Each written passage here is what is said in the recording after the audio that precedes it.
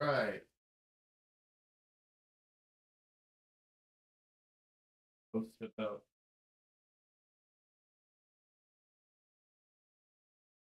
you. Hey, Cody.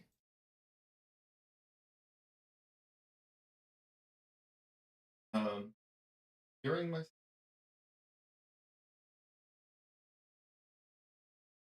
what is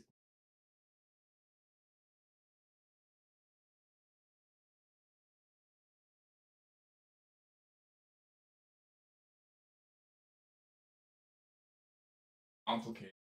So many many things to keep track of.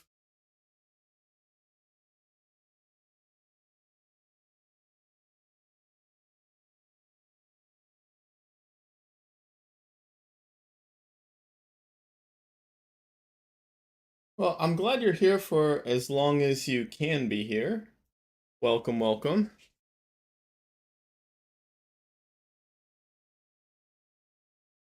All right. Yeah. Sure, this is in focus. There we go. All right. I'm not working on this one today. Actually, going to be working on this painting today. So let's swap them out.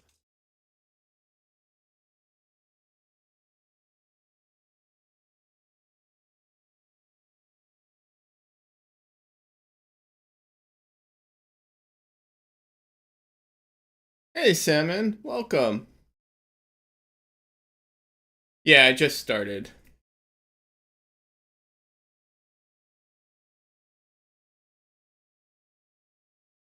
So this is the painting I was working on last stream, and what's it called?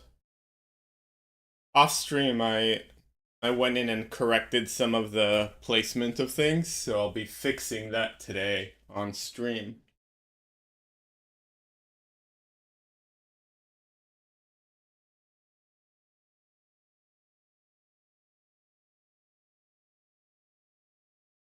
I increase the size of the font here.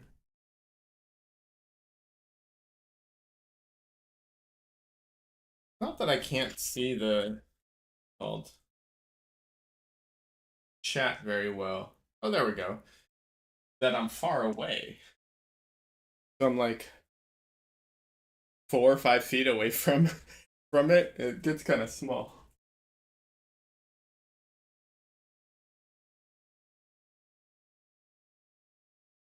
Nice. Yeah, so um, you know, when I'm what's it called? When I'm working from life, obviously, um, you're working from life, so I I make a much bigger effort to like measure everything as I'm going. But when I'm working at home, I don't worry about it as much, and I mean, I try to measure, but I also, like I said, I don't worry about it as much because I know I can go in and in Photoshop check it, like take a photo, put it in Photoshop, make sure everything's where it needs to be, fix what's not there. I know it's, how can I put it, not the best thing in the world to do in some ways, but it's faster.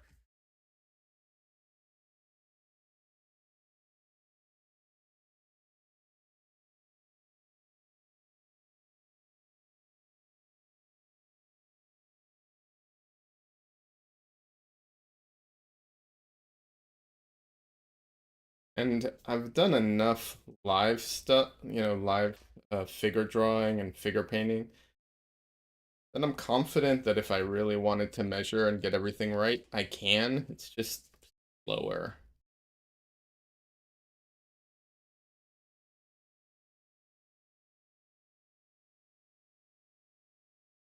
But for anyone who's getting into drawing or painting, not that you two are, but just in general, definitely think it's not a good habit to develop early on.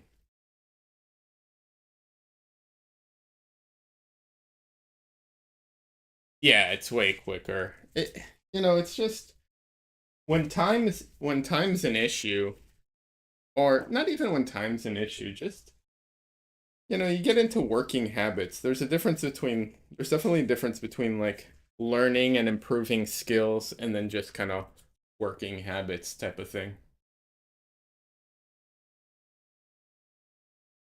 All right. I tried to use an app that lets you overlay overlay what's it called? The image on through your phone, but I've had mixed results with that, honestly.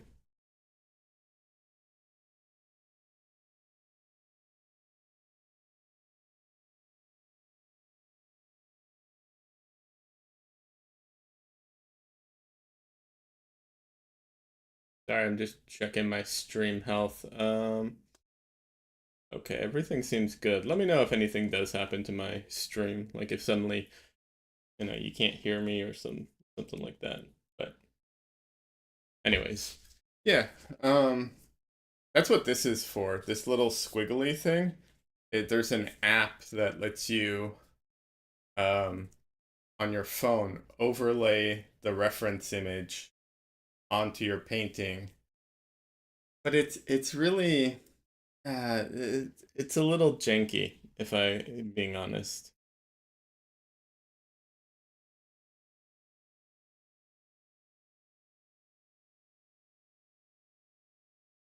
All right.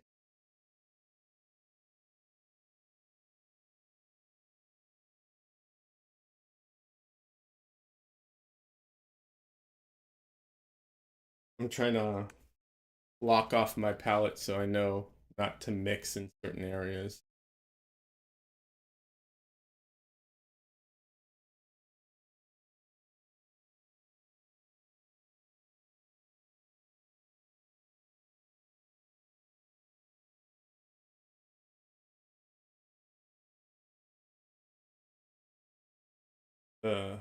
It's a big chunk. Okay.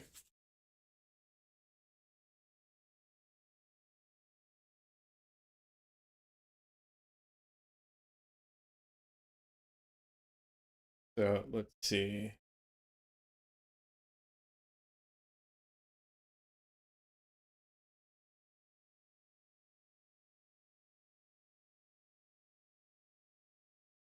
Looks like most of the paintings all dry at this point.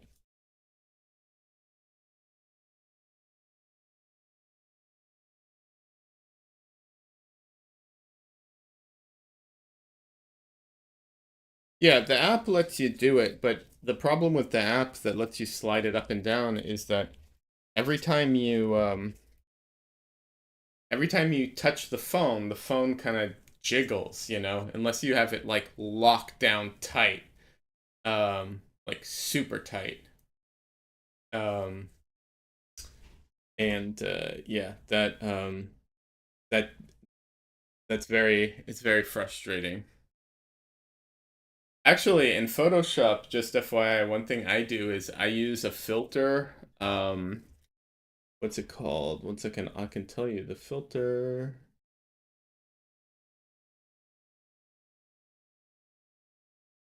So what one of the things I do is I take the reference photo and I use the filter glowing edges, and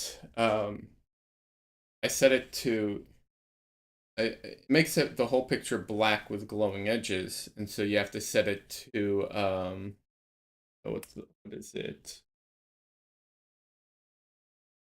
To screen so you don't see the black, but then you can see all the lines everywhere, and so you can see where you messed up and where it's not perfect. The opacity thing also works, but sometimes it's very helpful just to get like the placement of all the lines of everything. And it can be helpful.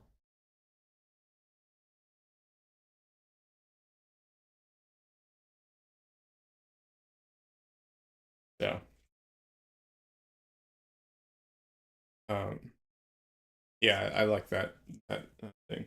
All right, I'm gonna oil out real quick because everything's dry. So I'm using oleo gel to oil out. Personally, I think that oleo gel is probably my favorite medium to oil out with. Um, well, it so the it Cody, it is accurate. Than the in some ways it's more accurate than the opacity, but you kind of got to get used to it because the lines that it produces aren't perfect. You know, yeah, it's not perfect because it tries to smooth some of them, and some of them have thickness, so you have to kind of like get used to it. But it's a good system, I think, of seeing where you know where things need to be. I also think it's very useful.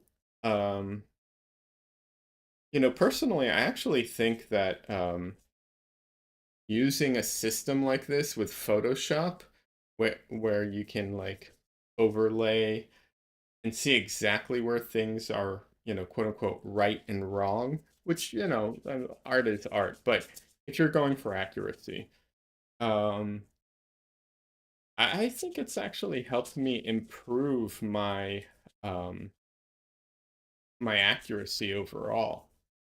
And it helped me like get a better eye for seeing where I messed up.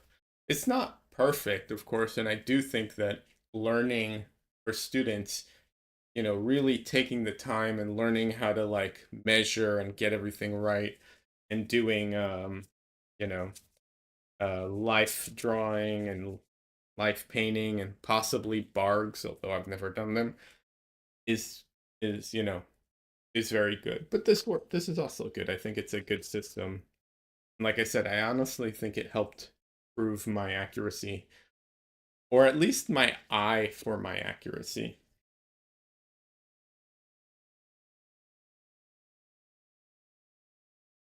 All right.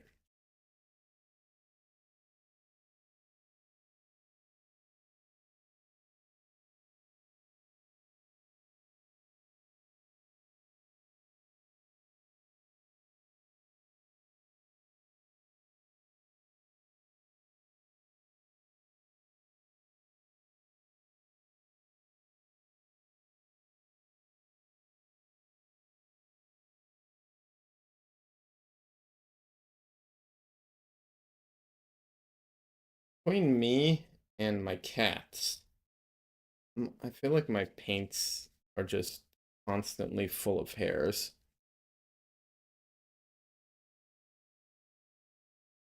I have long hair and I shed a lot. Cats have long hair. They shed a lot.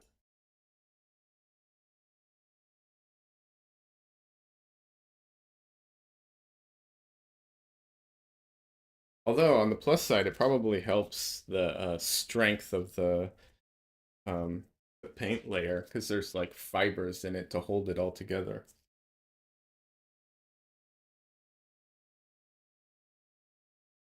I wonder if that improves the archivalness of the painting.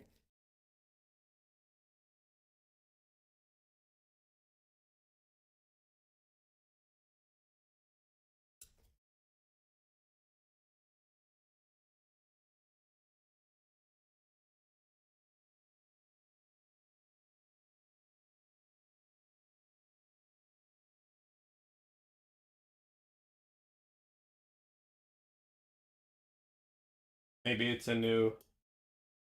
I'm inadvertently uh, developing a new system. Maybe we should put fibers in our paint. All right, let's mix up some background color because I am going to start off just some of the red.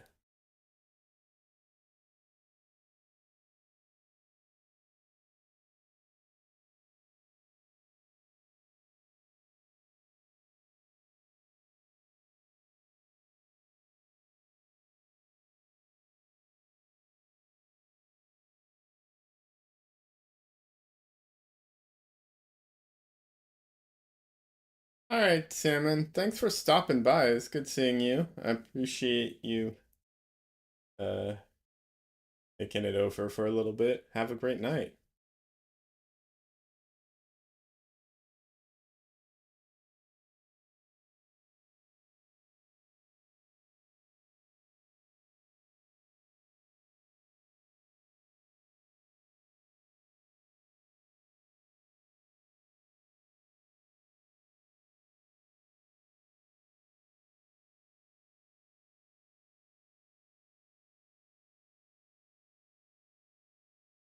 Hello. I'm streaming. Huh? Yes. Someone is watching.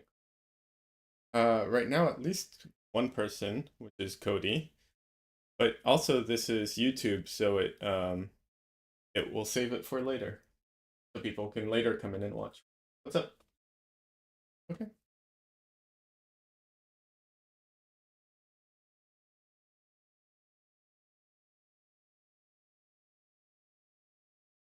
In case it wasn't obvious, my girlfriend was outside my room asking or talking to me.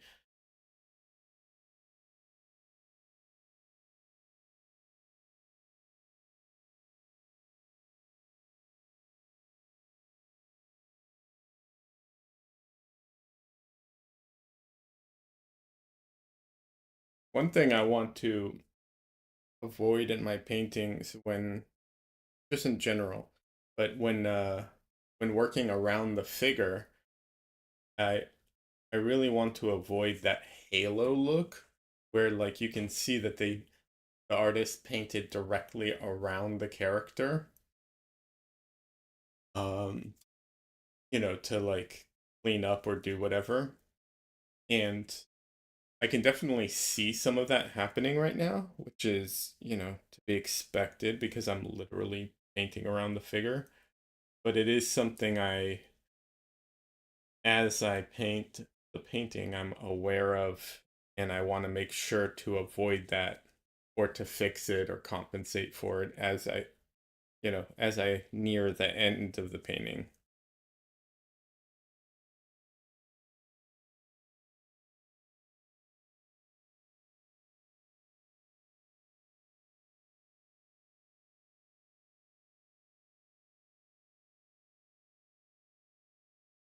One of the ways I do that is I will sometimes paint the background into the figure and then paint the figure out again to where it needs to go. The only problem with that is that sometimes I mess it up and then I need to do it again and again until I get it right. That is the problem with that system.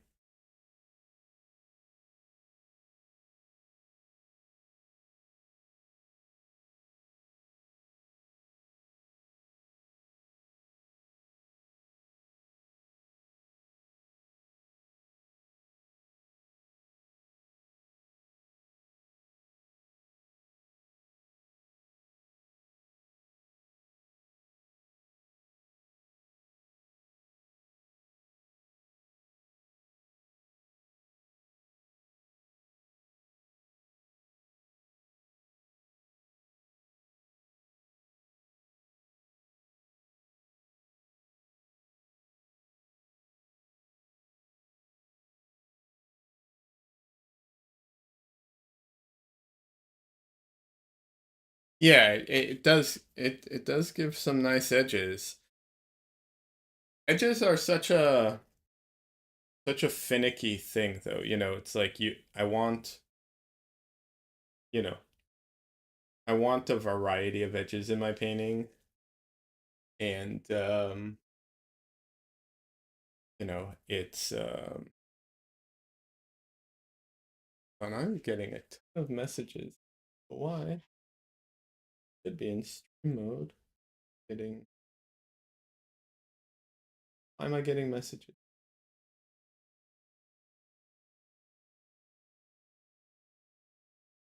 Why is my computer is non-stop just pinging me right now? There we go, focus. Okay.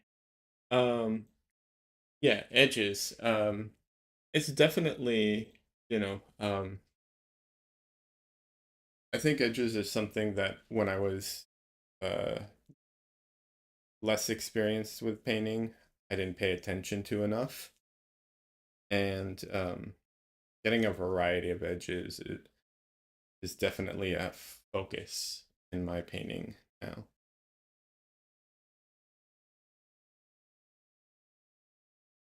Um, so I want those really crisp, tight edges in certain areas, and in a lot of others, I want, you know, very soft, or I really like playing with like hard edges and lost edges, combining the two.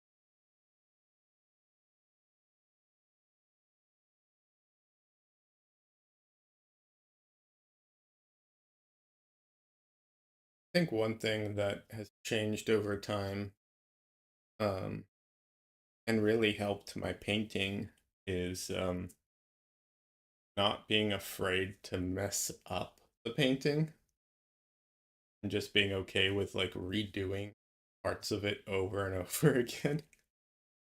Um, but and not because I got it wrong, but because I wasn't afraid of like painting over uh, a part that was finished or close to finished or whatever.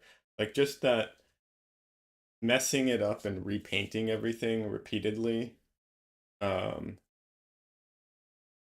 and not worrying about it, I think has really helped my painting.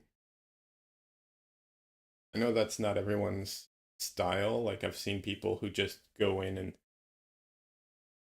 paint almost like a printer kind of thing. Or, you know what, that might be a reductive way of phrasing it. But they go in and they not like a printer, but they go in and they draw it out much cleaner, and then they just go in and kind of fill it in with paint, and they do a great job of it. Nothing wrong with that style. Um, but for my painting, for what I'm doing, not what I want to do. But also in general, I don't think painters should be afraid of messing up.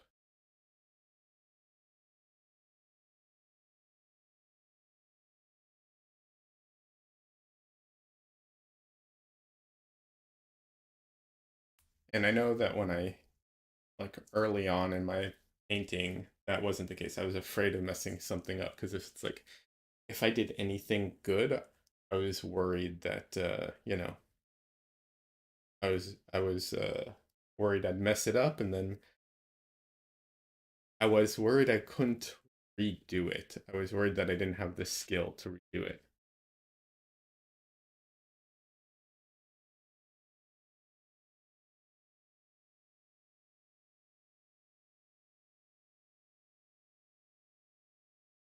Last stream, I focused mostly on him, her. I think today I'm going to start with her. That's why you tell your students, one of the main benefits of oil. Uh, an oil you can always paint over. Yeah, that is true. You can always paint over or scrape off, you know?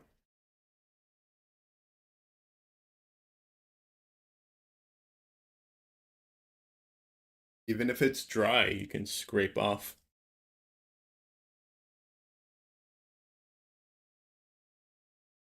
Yeah, for sure. It's definitely one of the benefits. But but even in, yeah, I guess in watercolor you can totally destroy a painting that way. So it's different. You know, the funny thing is when I was Trying to think when I was 15, I think it was. I I went to I took art lessons with this crazy old Russian guy. I don't even remember his name. Um, he had like a studio that he taught out of. Um, and he started us on pencil drawings of casts, and then after that we moved on to watercolor, because even though he was an oil painter, because he said if you can what's it called, if you can paint, if you paint in watercolors, then you can paint in anything because it's the hardest. And that was that was how we did it. I'm not sure that's the best approach, if I'm being honest. I'm sure there's something to it, but yeah,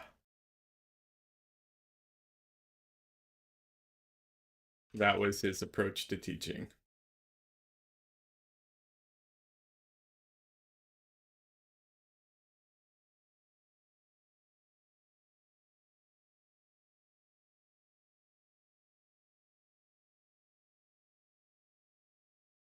Um, but yeah, I don't know that I would. Don't know that I would do that. Like, it's the hardest, so you start there. But like I said, he was also kind of crazy, so there is that.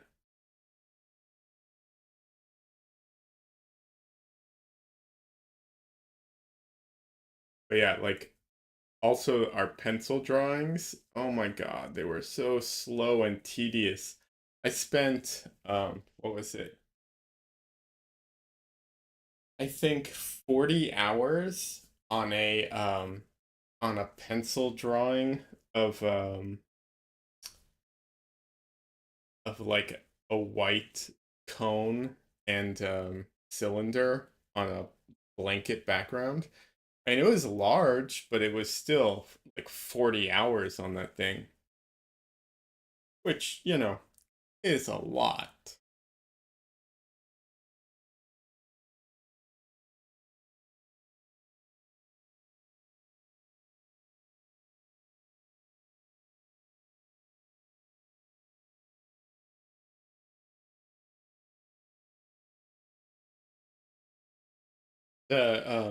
The reason it was what's it called? The reason it took so long to do pencil drawings with him was because he the way he had you do the pencil drawing was completely freehand, of course. Um, no rulers, nothing. Um, and then um, you had to sharpen the pencil, and you would hold the pencil from the back of it. So you'd hold the pencil from the back, and you'd use only the tip, and you'd basically kind of wiggle it back and forth to fill it all. So no lines in the entire drawing, just tone. And the only way you could erase was to use a kneaded eraser, and you couldn't what's it called? You couldn't like erase, you had to just dab at it because the whole thing was tone. There was no lines of any kind anywhere. So it took forever. I mean, it produced good results, like very, very smooth uh pencil drawings kind of thing. But, you can also do that with like uh charcoal and stuff. Like you don't have to make it extra hard kind of thing, which I feel like that was kind of, drawing on hard mode almost in some ways. Not even the drawing, just the filling in process. But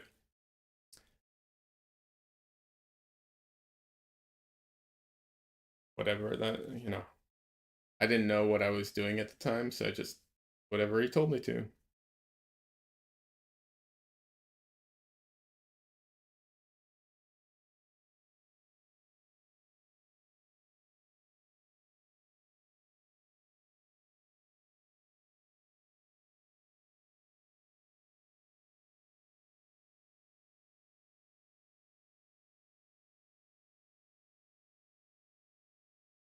I actually um I have an idea for a YouTube video I need to do about improving on your art skills. Um, so we're, I'm working on it. I'm kind of trying to figure it out in my head how I want to approach it. Let's see what chat says. You don't mind taking time on a drawing, but that's a lot for one of those cone still lifes. Yeah. It sounds similar to the Anthony Ryder method. Your old boss was very into him. Had to learn his way. Huh. I don't know. I'm not familiar with Anthony Ryder. I'll have to look him up. Yeah, no, it was a long time. And that's why I say I don't think it's the most efficient way of learning at all. Like I I mean I definitely learned some things from it. I'm not saying I didn't learn anything. Uh, but I don't know that that's if I were teaching, let me rephrase that. If I were teaching, I know that's not how I would teach. 100% without a doubt, I would not teach that way.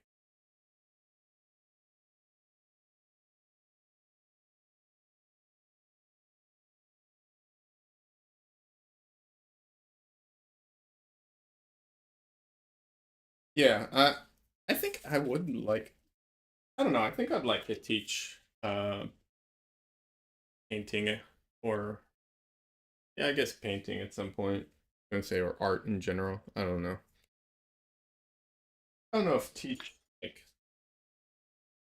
I don't think I would wanna I mean Cody, who's in chat right now, he teaches. I don't know that I would want to teach like a school, but maybe a workshop or I think I could pull off a workshop at some point.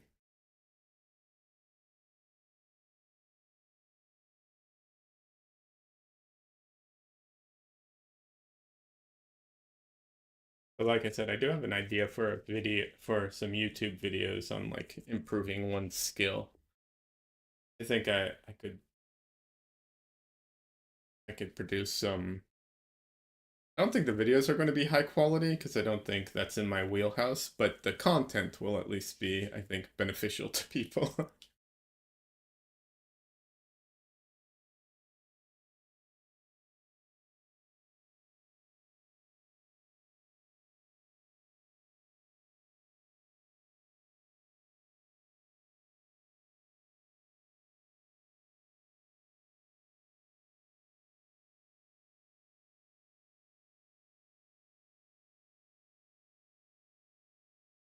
Oh, Cody, that's thank you so much. I appreciate that. I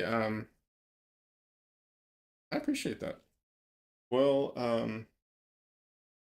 maybe we can work something out for you know, for a workshop at some point. That might be really cool. Probably be next year, but yeah, that could be really cool.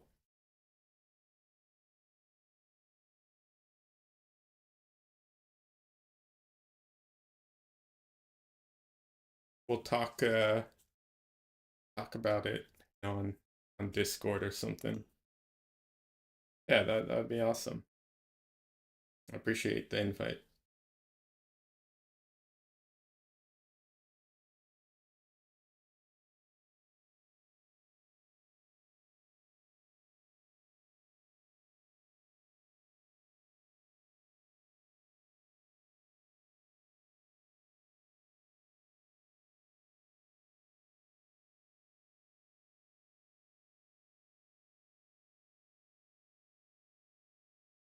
I was talking to a friend yesterday about painting. He was having I think he was dealing with a little bit of burnout.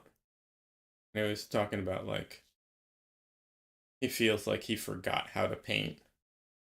And he's really good. Like this guy's fantastic and he's talking about like feels like he forgot kind of how to paint, which was just silly. But I get where he's coming from. I think he's just a really busy guy, working really hard, burnt out a little. But I do kind of understand that feeling of like when you're painting, there's this stage where it's like you're like, okay, how do I go from this stage, which is like midway to finish? Like, how do I take a painting from midway to finish? And I know how to do that, obviously. I've done it many times, but there's this aspect of it that's just kind of like, okay, so just keep putting paint on, and eventually it kind of makes its way there, which is not entirely accurate, but not entirely inaccurate either. So it's funny. I get that feeling.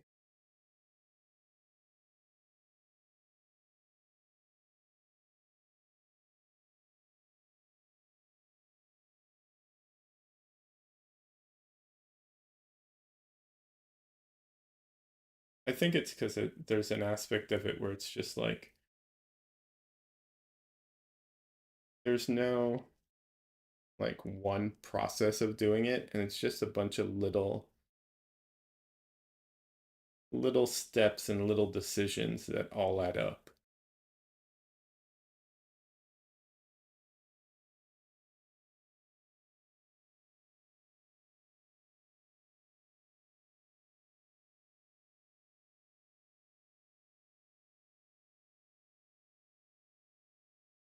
And I think that in a way, while you're doing it, because you're, well, I'll talk for me because I'm the one who's doing it, you kind of miss the moment where it like comes together because you're just focused on the pieces in a way, which is funny because I do think that you it's important to also keep the whole thing in mind too. So I don't know. I think it's painting's such a funny thing that way because you're trying to keep the whole painting together at the same time while focusing hyper specifically on little pieces.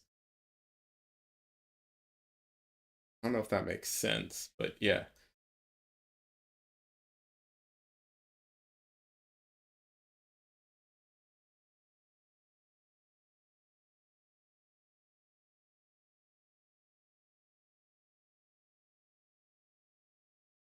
I do think that like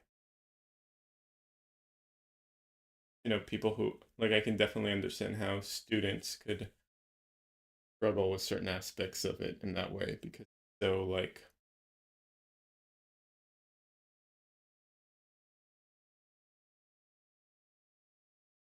well, I mean there's just so many things to keep your mind on and like, attention constant. And also that like aspect of it is splitting your perception in multiple ways. I can see that being challenging when you're new. I know it was for me. That's why when first started oil painting, one of the reasons I would mix my colors before I started painting. That way I didn't have to worry about it while I was painting.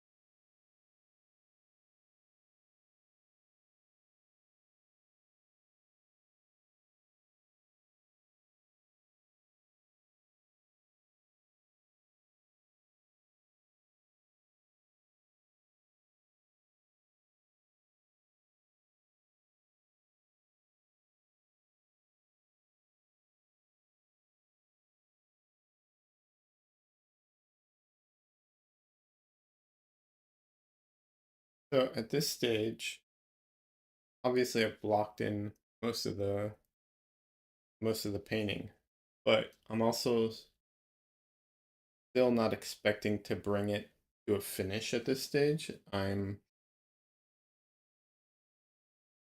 Like I said, I'm correcting some of my mistakes in the block in, but it's not just that. I'm also um, what I'm looking. I guess. Oh, to steal a phrase from Andrew Titchler on YouTube. I think he refers to it as modeling. Um, yeah, that's I guess the stage where I'm like putting in more of the color, trying to create the forms. Working on like here, trying to create the volume of everything. Yeah, he has a very structured system of painting. I feel like Andrew Titchler. If anyone's not familiar with him, he's a good painter, and he's on YouTube as well.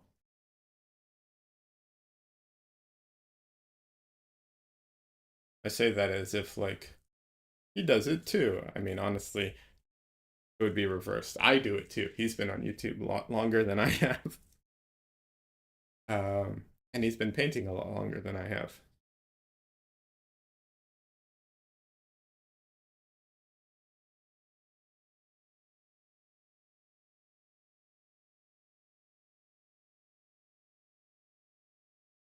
His work is great. It is. His work is great, and I learned a lot from him on YouTube just by watching him and watching his videos. I He also has patience that I do not. You know, think yeah, because some of his paintings are giant. And Cody, I know you know this. This is more for people who are unfamiliar with his work. His paintings are giant and very detailed scenery paintings. Very impressive. Excuse me for a second.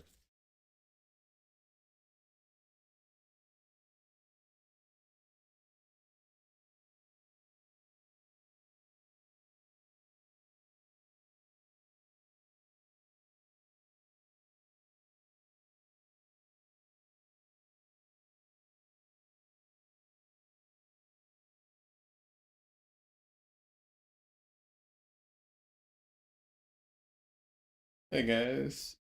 1 second. Have to find something. I be right back. BRB. Right back.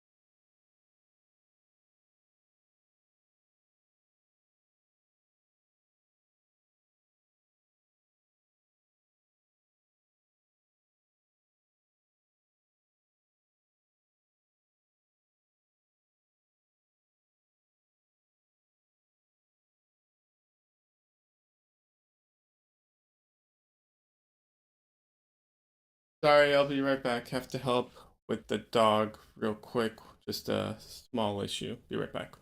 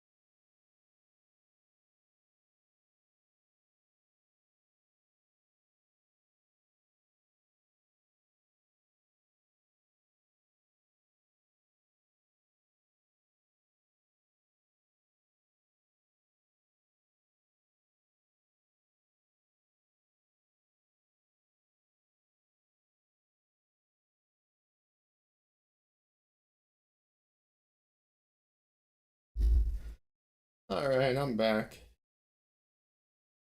Um, our dog Wizard is not feeling well today. So he's not super sick or anything, but just had to go downstairs and help out and see what's going on.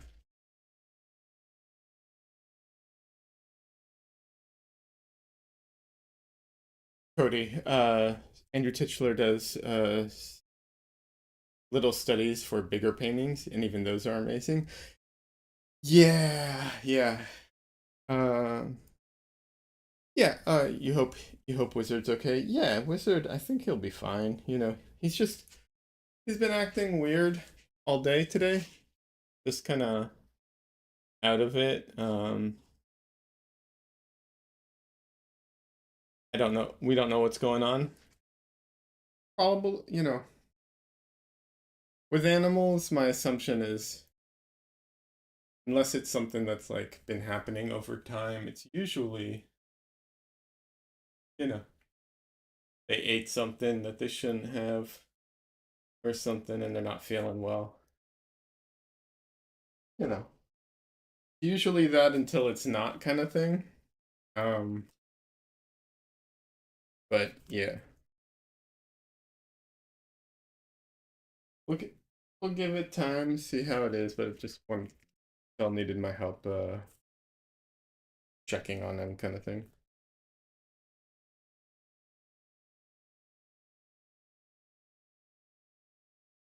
Yeah, Andrew Tischler is really good. His stuff's really good.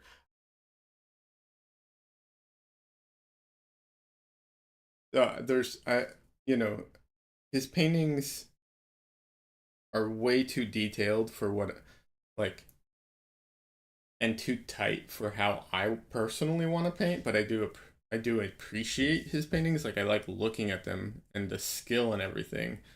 For sure. It's just I don't want to paint that particular way. Um, Another thing is he once did a painting of Jordan Peterson long time ago, and I'm just like, we don't like why. But it was a long time ago, probably before. Not everyone's terminally online. I feel like I'm very online, so you know, it is what it is.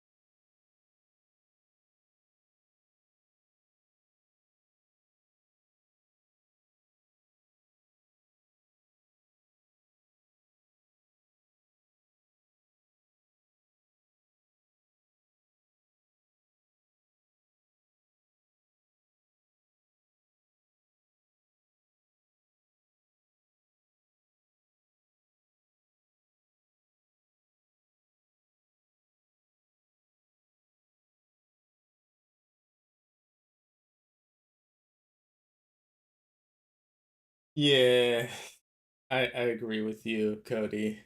It is.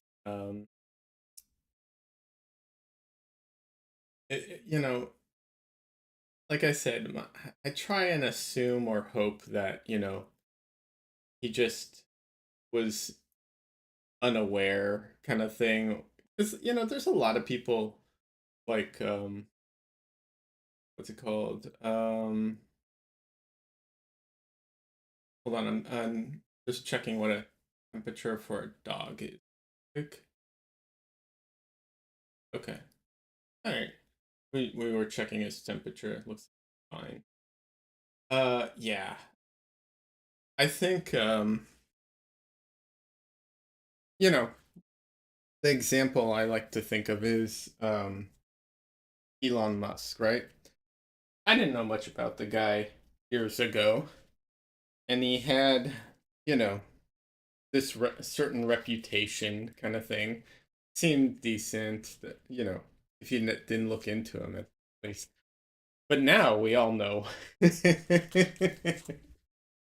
Now we all know what a moron and, piece of crap he is. But like we didn't know that in, not every most people didn't know that in the beginning, kind of thing. So, you know, I can't like I try and give people some leeway, you know, if they seem like decent people, especially. And like Andrew Tischler seems like a really nice guy. So, you know, he tries to help people. He paints, he does free videos to help artists. Like, seems like a really nice, sweet guy. Um, so I'll give him give him a pass. But yeah, if I'd ever done a painting like that, I'd probably get rid of it. Personally, just you know.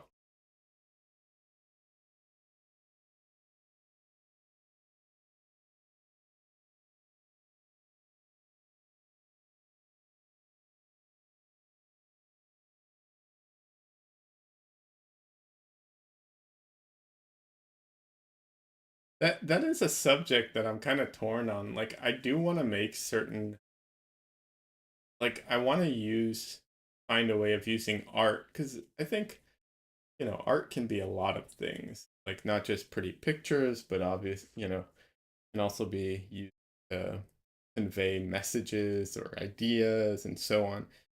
And I want I've thought about that like how can I, do that?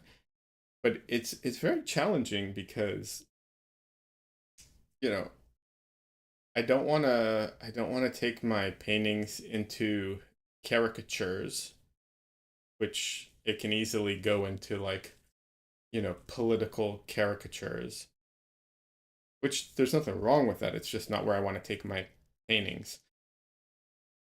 And then um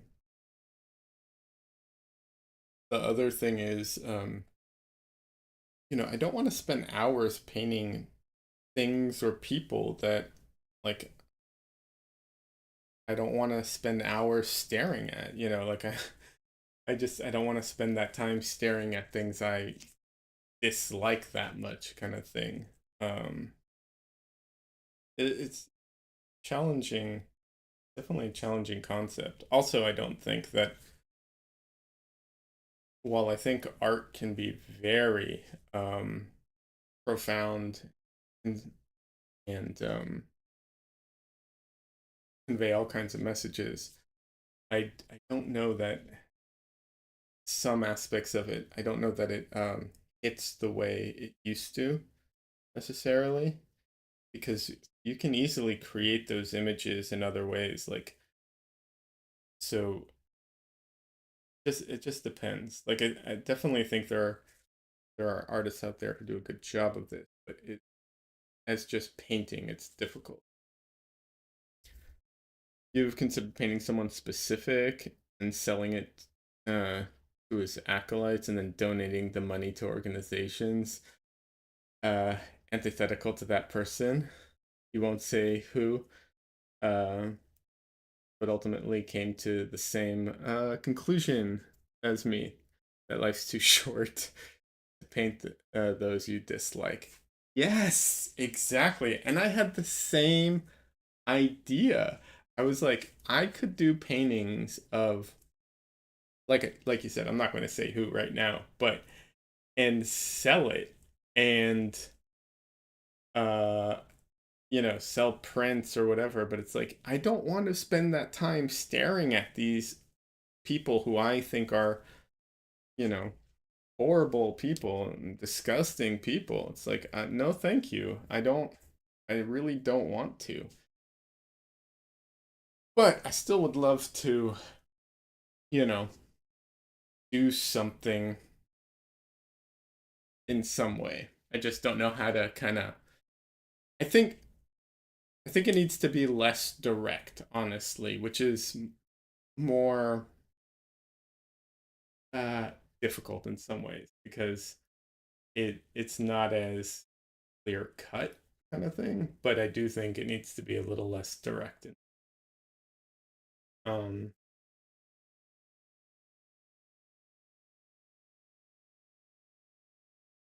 and the reason I think it needs to be less direct is because I feel like some it depends of obviously these are very vague concepts, not vague, these are very broad concepts that have a lot of nuance, but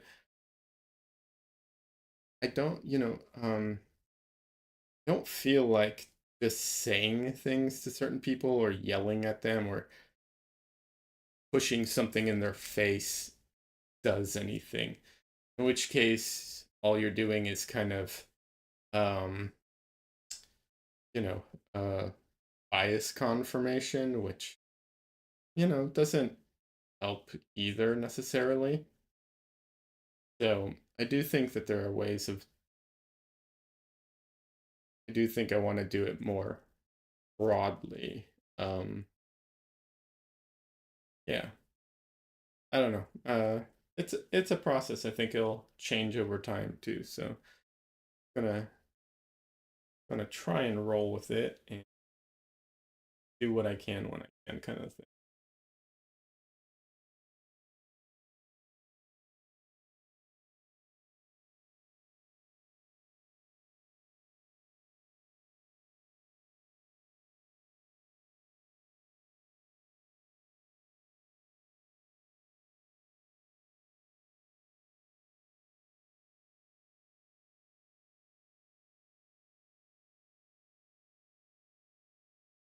Because I definitely also don't want to be one of those artists who only does like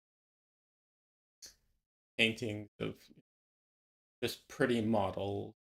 And I'm not saying, nothing wrong with painting pretty models, but there are some people who just paint, you know, beautiful people only in a in attractive poses and whatever, and that's all they do. And some of them do beautiful work, but I want to do a little more than that as well. And you know what? I really I think it's also worth like stepping away from like even when I'm talking about it, it shouldn't be this comparison. Like if that's what they want to do, good on them. Like that's what they want to do. There's nothing wrong with that. But I don't want to do that. I want to do that and other things. So I think that should be the way to phrasing it because it's so easy to like put in like unintended criticism talking about this stuff when that's not the intention. So I don't want to. I know. I think maybe I'm using tend to use language like that, but yeah, I want to do paintings with I don't know that a message is the right term, but I want it to have meaning to people.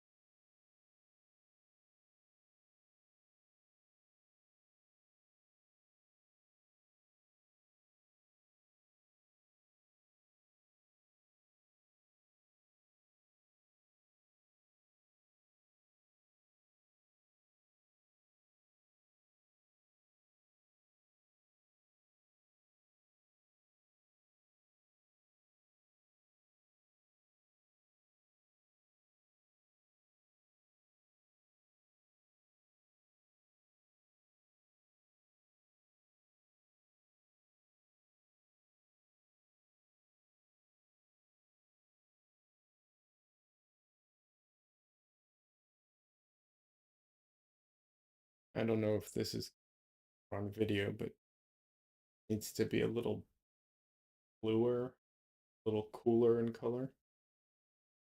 Um,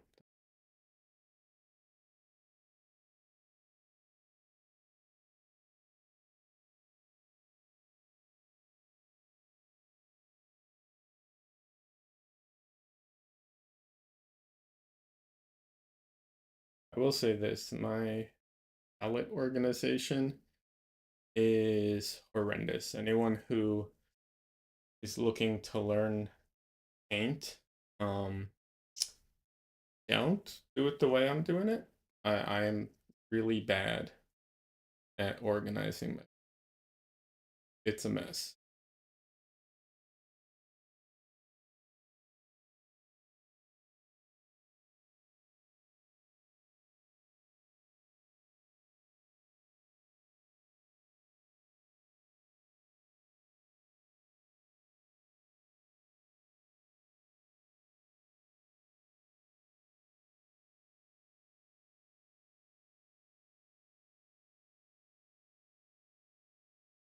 Some people are so good at organizing their palette. They have their, their colors, and then they when they do it, they have it some in a system where it's like dark to light, and they keep the areas all separated, and uh I can't I don't know. I I I just make a mess of my palette every time.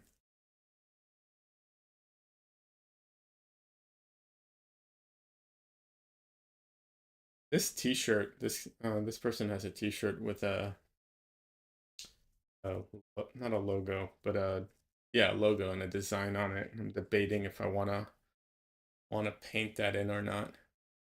This shirt is striped, and there's almost no chance I'm gonna paint the stripes in. They're like horizontal stripes across, and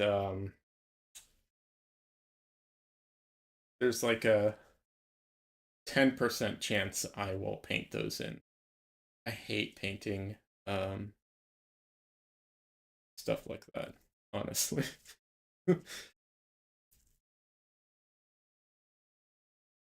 And this shirt has some kind of pattern on it, but it's so faint. Like these little dots on it everywhere. I can barely even see it. So that I'm definitely not putting in.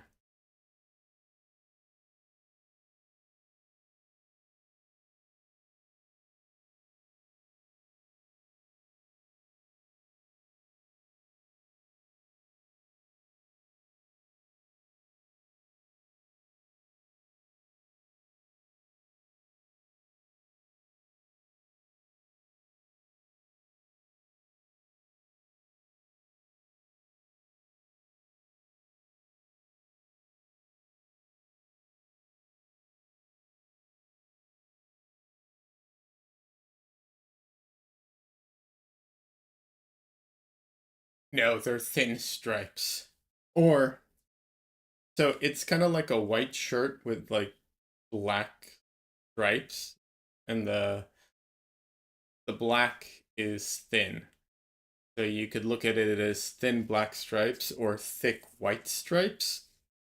Either way, it does kind of suggest form, but because she's cut off, it actually doesn't suggest a ton of form, just a few folds.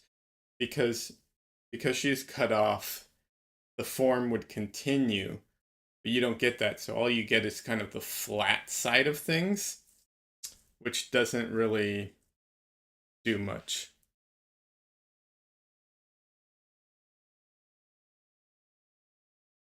Why am I terrible at letting people know that I'm streaming? I posted about it on Discord. I posted in my Discord and in OPL. It's fine. But thank you. I appreciate it. But yeah, I don't think it suggests a ton of form in this case because they're like yeah, they just go kind of like this across. Yeah.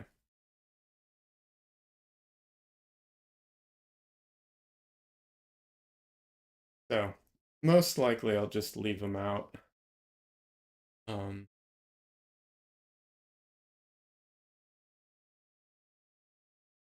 but you are right, Cody. They can in general. Um,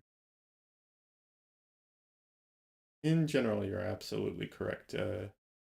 Can suggest a lot. It can suggest form and really help a drawing or painting out.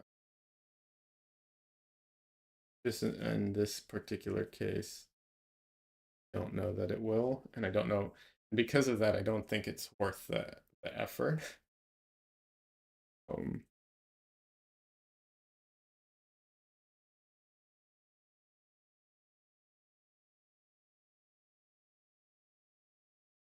that's one of the reasons I don't always like showing my just this is a general concept comment, but one of the reasons I don't always enjoy showing my my reference because people will compare and like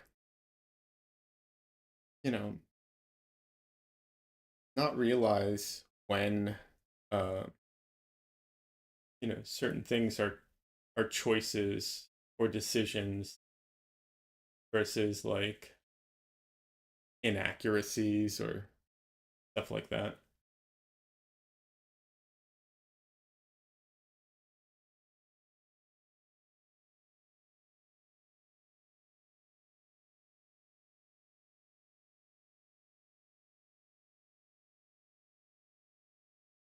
And don't get me wrong, I know that I'm not perfectly accurate with my every aspect of my painting, but I think sometimes the comparison not always a good comparison.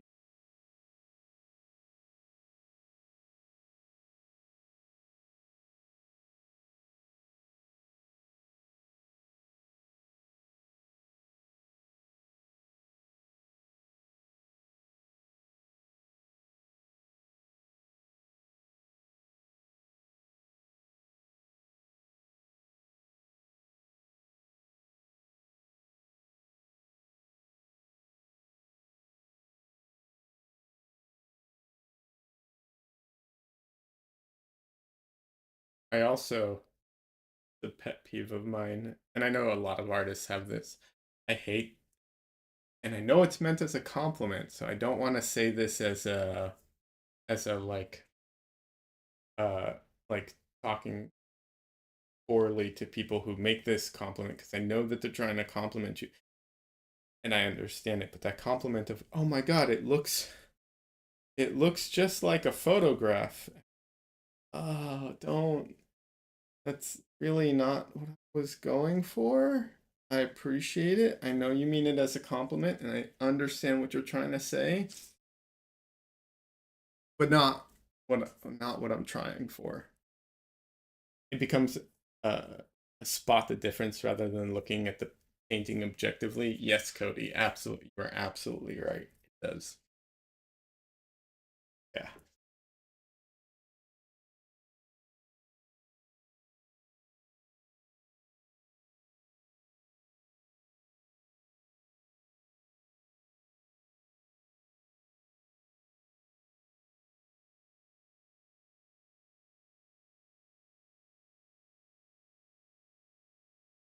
Yes, Cody, you're right. It's not the compliment people think it is. I know, and I know they mean well. I know every time I hear that compliment, I know the intention. I know what they're trying to say.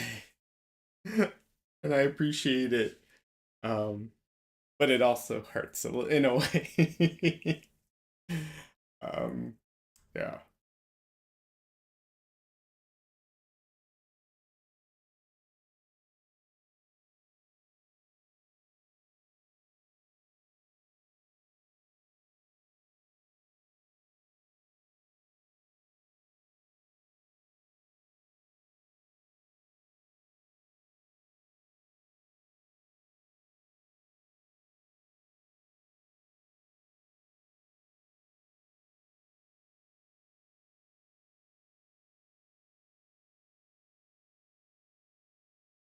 I don't know if you can see it in the video because it's very faint, but I can faintly see here the line of her shoulder.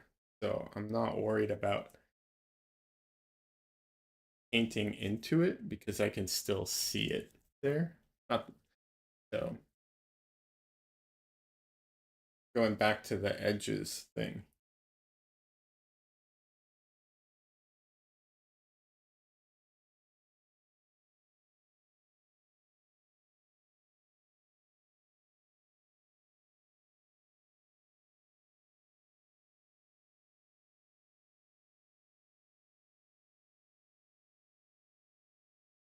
Way too dark.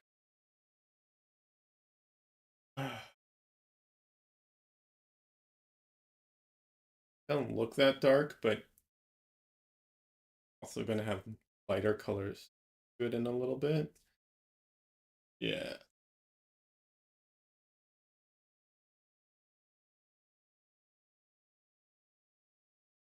That's one thing. Obviously, value control is super important.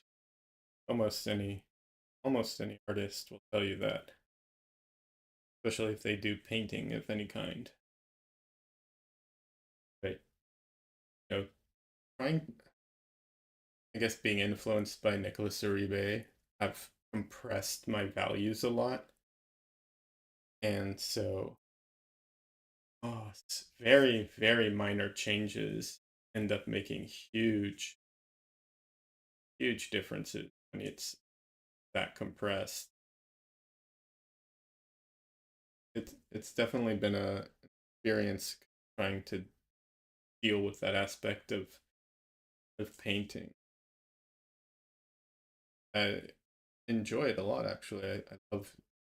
I love putting in those nuances where it's just like almost no difference at all. And I suspect I'm the only one who cares about it sometimes, but I don't care. I love it.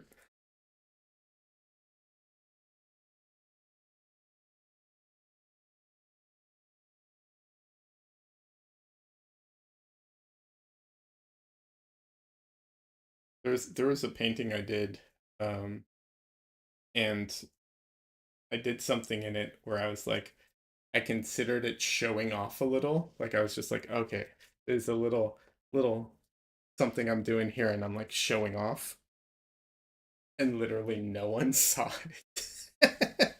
Like not a single person noticed it. uh, but I don't care because I know it's there, and I know like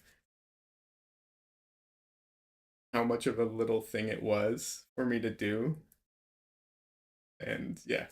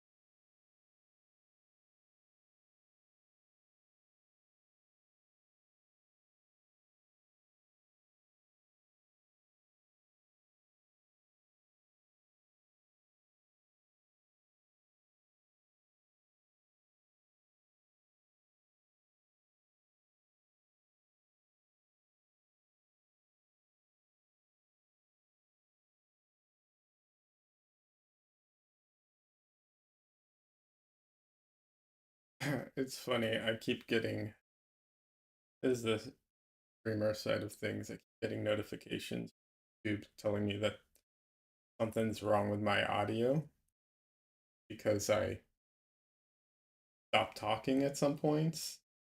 So it's not receiving any audio. I think something's wrong with my stream. I think it's kind of fun.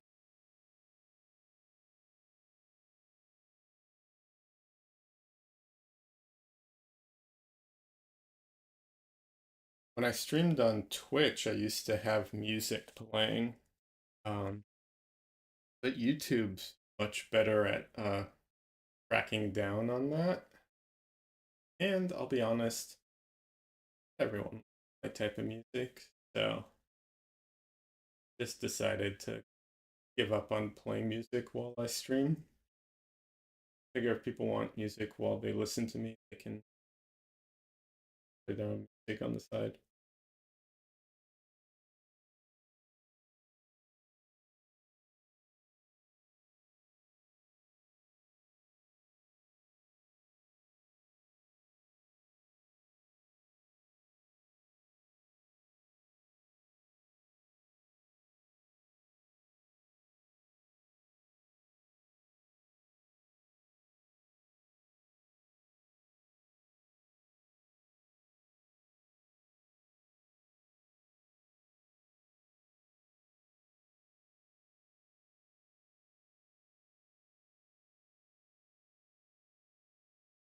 I do wonder how many artists out there. Like, I'm curious. I would love to do a poll of some sort to see what kind of music artists listen to when they paint.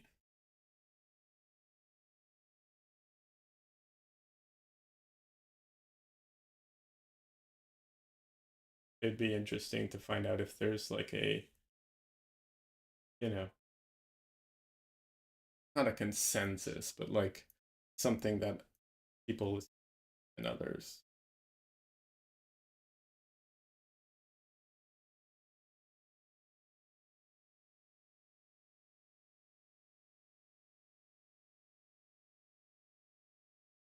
Cody, you think it's more authentic this way because there's more.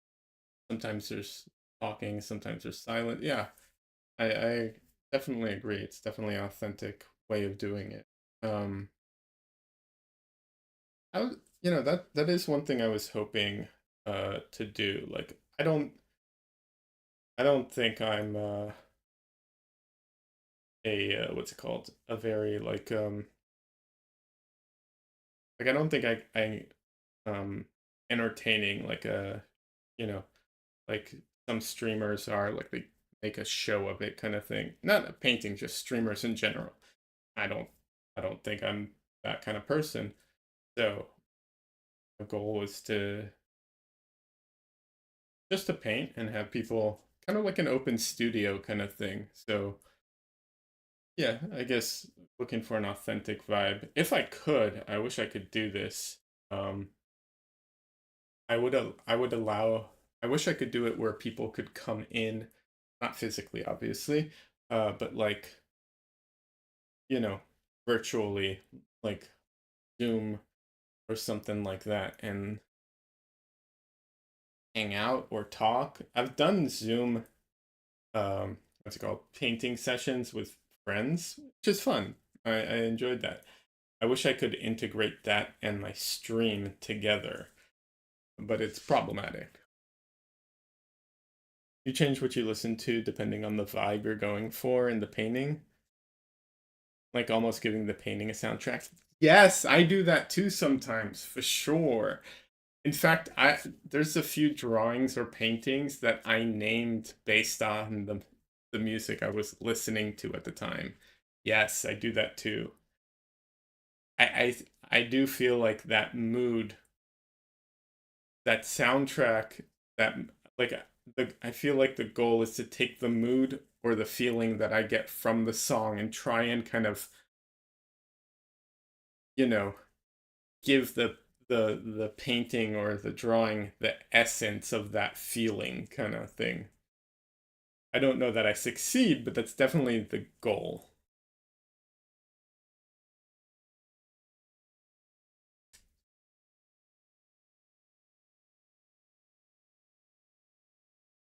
Not always, but definitely I definitely do that.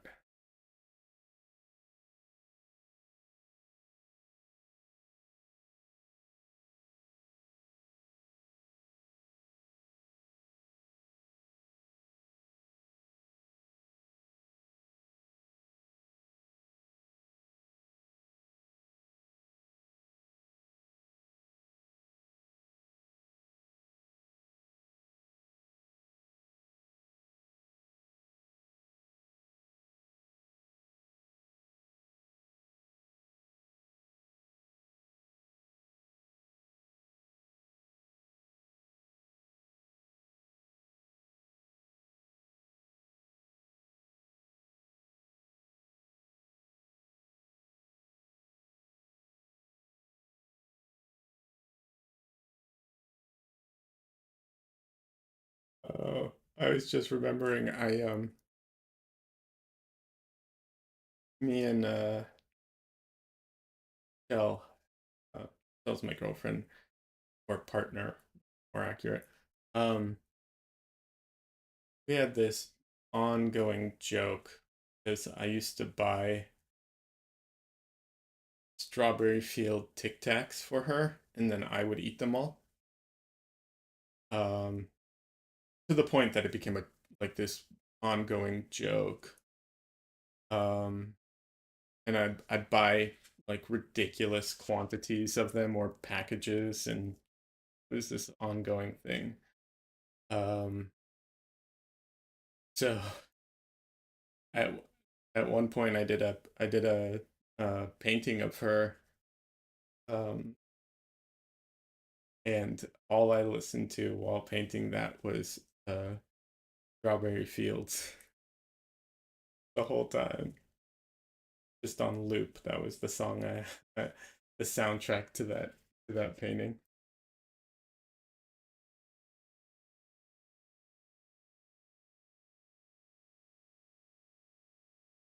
I also painted her in front of Strawberry Fields, and then he refused to accept it, so I removed the Strawberry Fields and something else.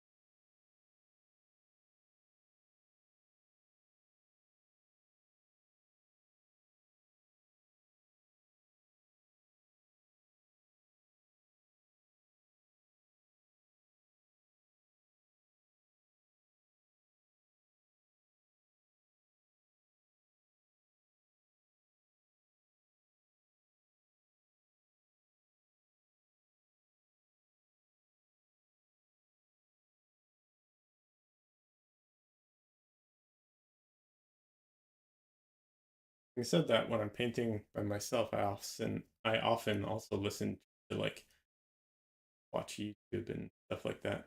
Although lately I've been blasting my way through One Piece, the anime. I'd never watched it before, so that I'd give it a shot.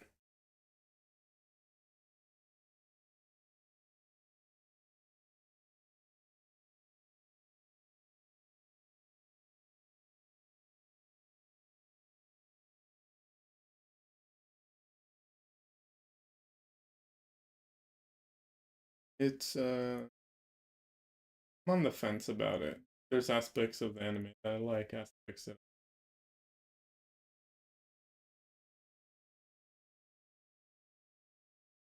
we'll see. I hit a bit of a wall. We'll see if I can get back to it.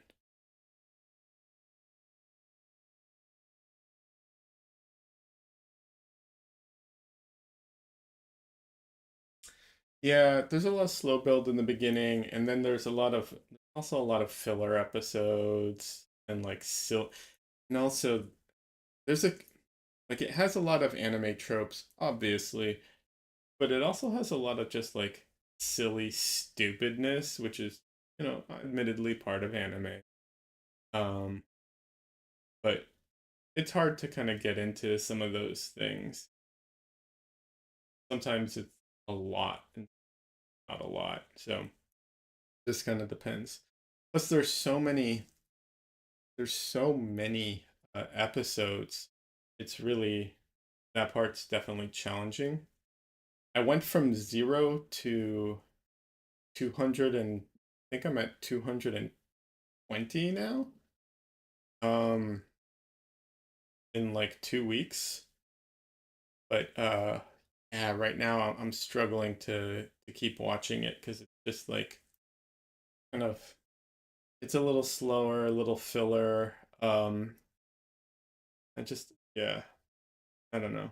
It's hard to go from like these huge crazy fights to then like dealing with the minutia of like, you know, getting a dealing with their ship kind of thing. And I'm just like, you just you just fought a god being in the sky, and now I'm like we're dealing with like, whether or not you need a new ship or not. Like, sorry, I don't care that much.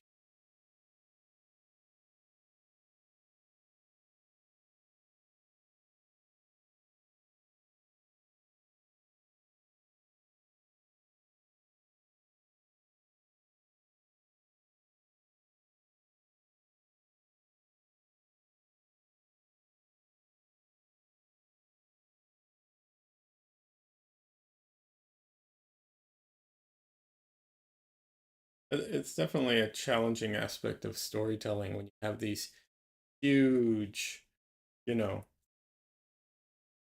these huge, not just fights, but like story beats that are these big, big things. And then you have to go back to like just the slow and the build up. I get why they like fall back on like the stupid comedy of things because that's kind of a way of dealing with it, but that stuff doesn't really interest me as much. So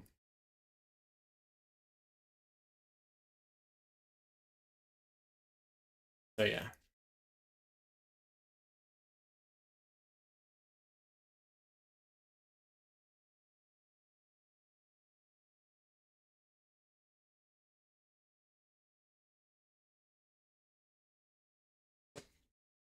I mean, honestly, that's a big problem in storytelling in general. Like the the story that, you know, never ends kind of thing. It's just this ongoing thing constantly. It definitely has challenges to it.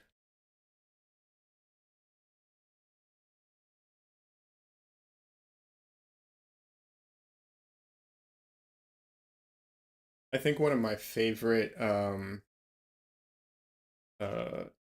not stories because it's not about the story, but one of my favorite series of comics, and I really like the way he deals with that aspect of things is Hellboy, because every story seems to have kind of a beginning and an end.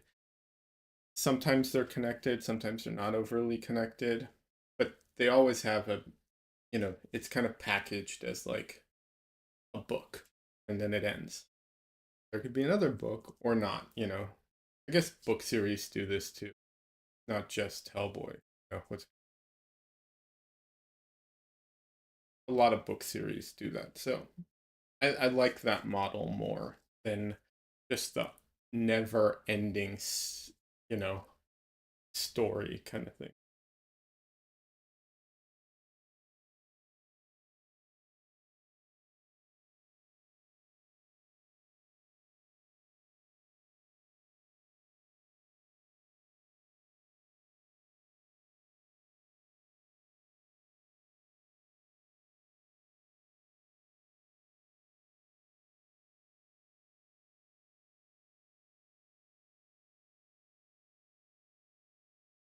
It'd be impossible. You're saying it feel like it'd be impossible to tell the nearest story without any filler. Yeah,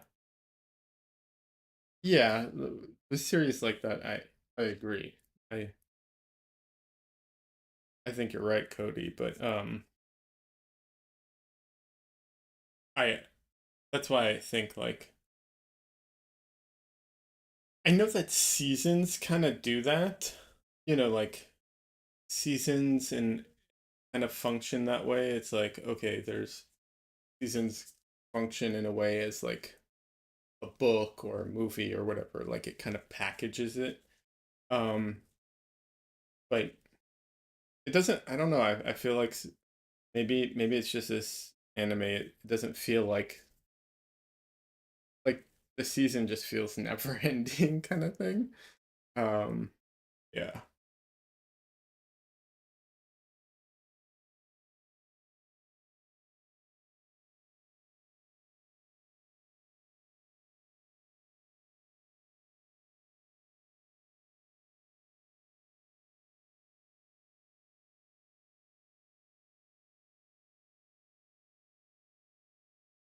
I don't know. I mean,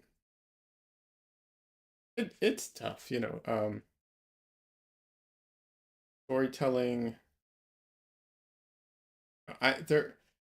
There are aspects of storytelling that I'm very into. Um, Obviously, I think any artist is into storytelling some ways, as you know, and painters are storytellers in a certain way. Um, I also do storyboards, and so very much into like that aspect of storytelling as well, for obvious reasons. Um, but the like larger storytelling where it's, you know, whole seasons or like the whole thing in a much larger, more, I don't want to say I guess cohesive way. Um, that's I think that falls more in the like realm of writing. And writing isn't easy. It's very difficult. Good writers are, a lot of work to be a good writer. FYI, that's why they should pay the writers and why I support the strike. But yeah,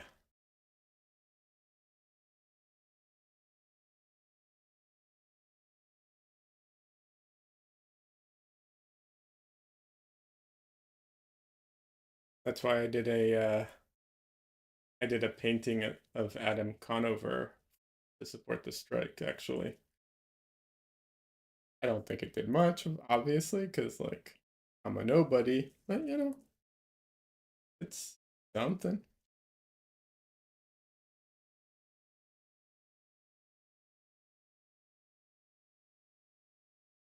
Cody, you say you lean more towards the stories that have a solid beginning and ending in one season, like Cowboy Bebop. Yeah, I agree.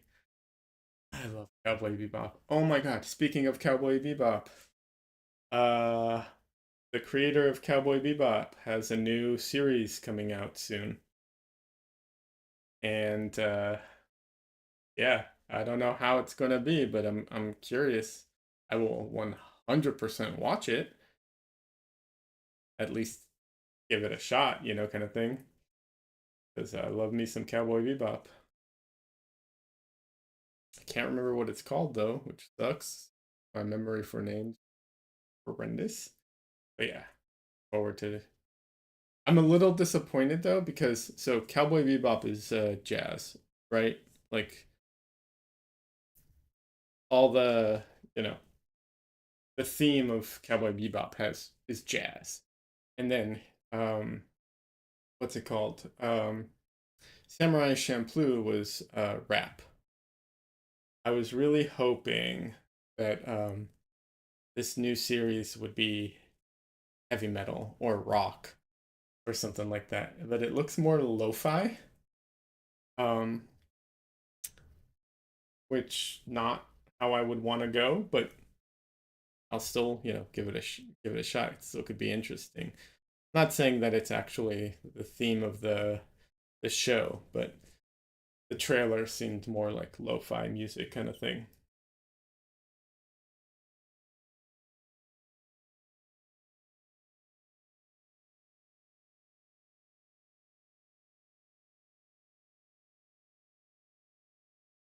Also, curious if anyone saw the Cowboy Bebop uh, live Netflix show.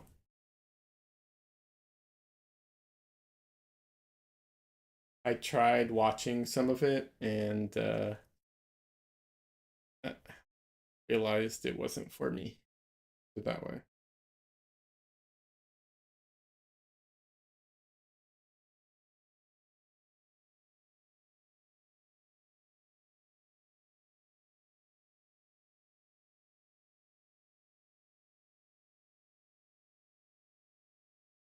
You couldn't get through it, Cody? Yeah.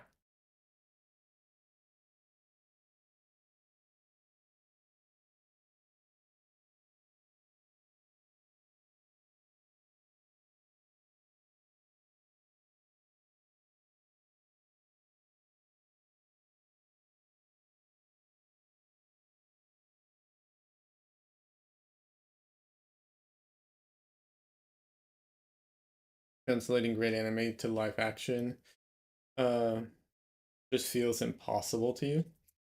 Yeah, it's very challenging for sure. It definitely, I think one of the big problems is they try to be sometimes, I mean, well, okay, there's many problems. One of them is that sometimes they try and be too true to the anime, and it's like without realizing that some things just don't translate properly. One of my favorite animes is um is Full Metal Alchemist, right? It's a fantastic anime. Both both the original and Brotherhood. I think they're both fantastic. Um, in the beginning of Full Metal Alchemist, Edward is I think 14 years old. I think maybe 12. I can't remember. He's either 12 or 14. 14. And he fights a full on like not just adult, but an adult who's a fighter with like some kind of a prosthetic mech arm, right? The bad guy. And they do a like head to head like grabbing each other's arms type of thing. And it's like that works in the anime. It really really doesn't translate to live action because you're never going to see like a full grown, you know, adult and a normal, 12-year-old clashing like that. Like it's not going to be believable. If the 12-year-old's a giant and like physically it kind of makes sense, okay, fine. Or something, I don't know, you translate, yes, superpowers or whatever, maybe, but like it just doesn't visually, there's just a difference between the two. Does not everything translates properly.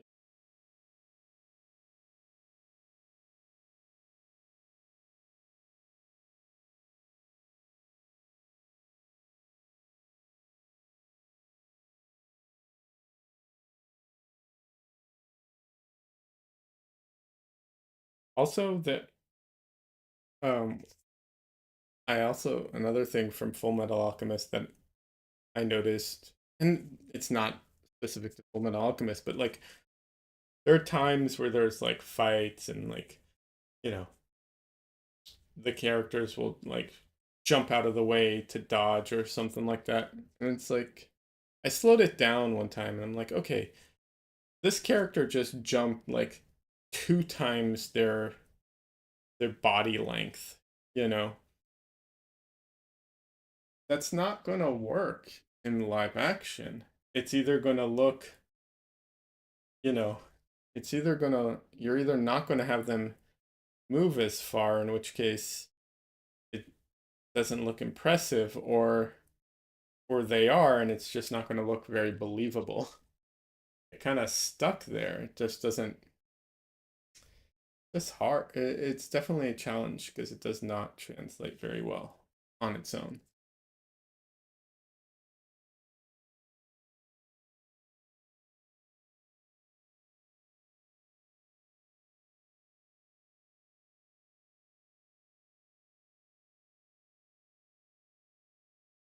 I'm trying to think if I've ever seen an anime, converted, like done in live action that was any good.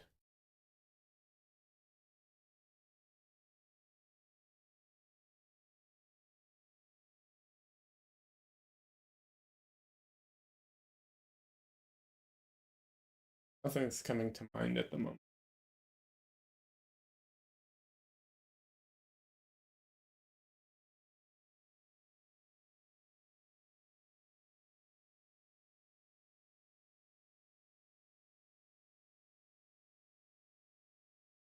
Same thing with games. It's hard to make games into movies. I think Castlevania is an example of one where they turned it into a series that is considered really good. I know some of the people who worked on that. I think they did a great job on it. I feel like they did, an exception. I guess the Barbie movie, that too.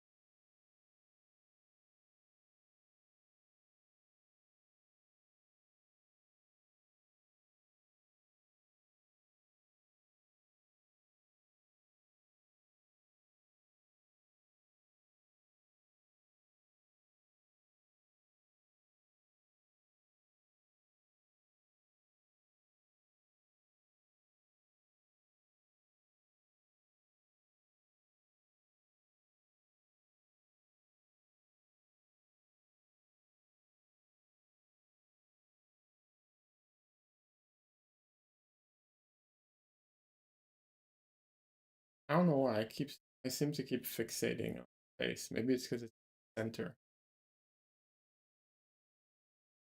Leave her their thoughts. I think it's just dead center. Well, be dead center. I have a tendency to like focus on.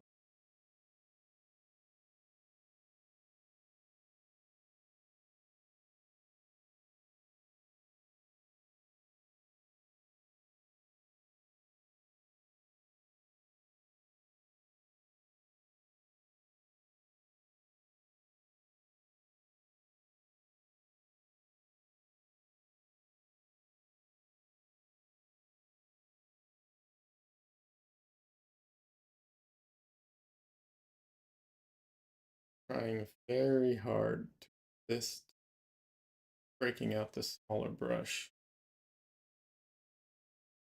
Oh, gonna have to at some point. That's always the case. I really try to avoid it as long as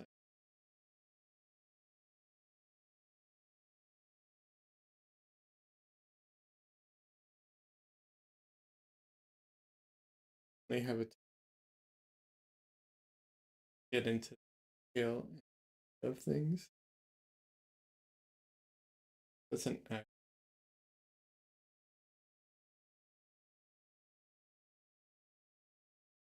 actually.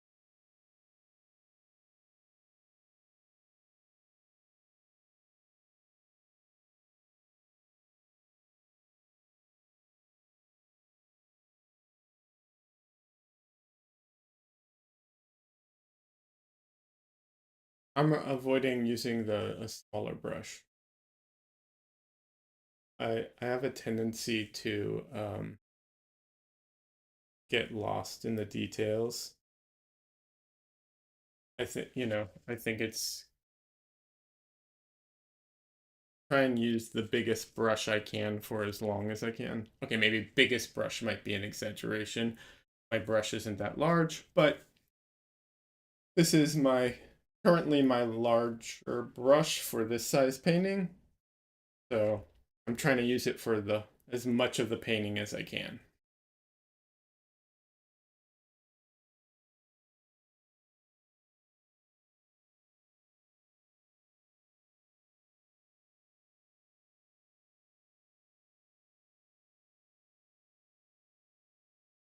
It helps for your study, but yeah, it helps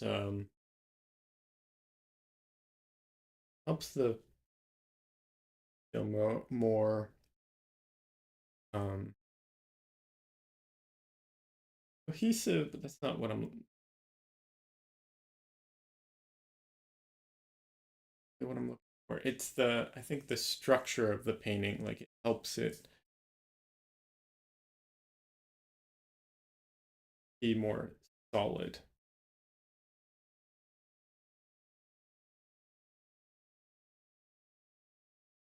And also it keeps me from like getting lost in the details. Just a time suck because like half the time when I get lost in the details, I end up having to paint over those details again anyways because I messed something up or it's really good but it's when compared to a different area it doesn't work.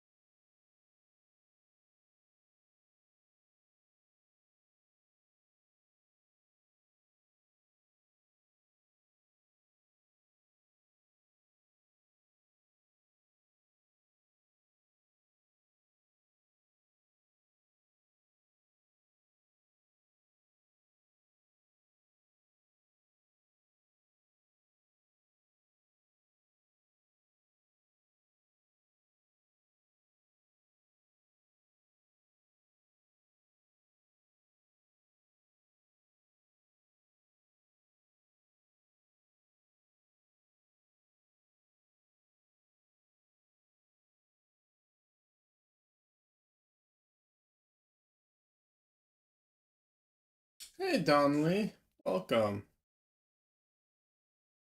How you doing?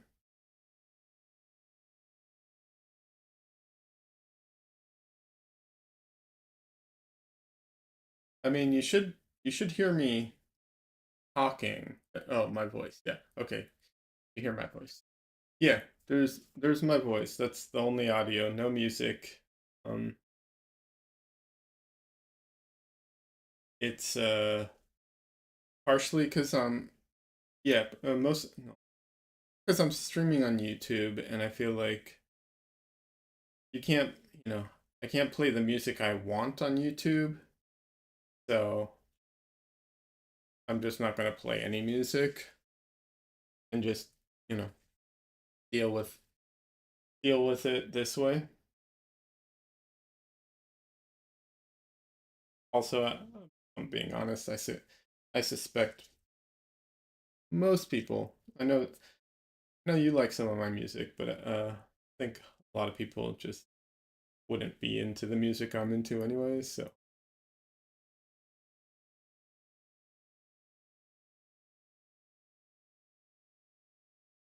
but yeah, YouTube's way uh way better at detecting um if you're using copyrighted music like in real time compared to Twitch. Definitely a disadvantage to streaming on YouTube versus Twitch if you want to play your own copyrighted music. There are like non-copyrighted music that you play, but how you doing, Don Lee? For those who don't know, Don Lee streams on Twitch. That's how I got to know him. Streams on Twitch, does digital art. Yeah.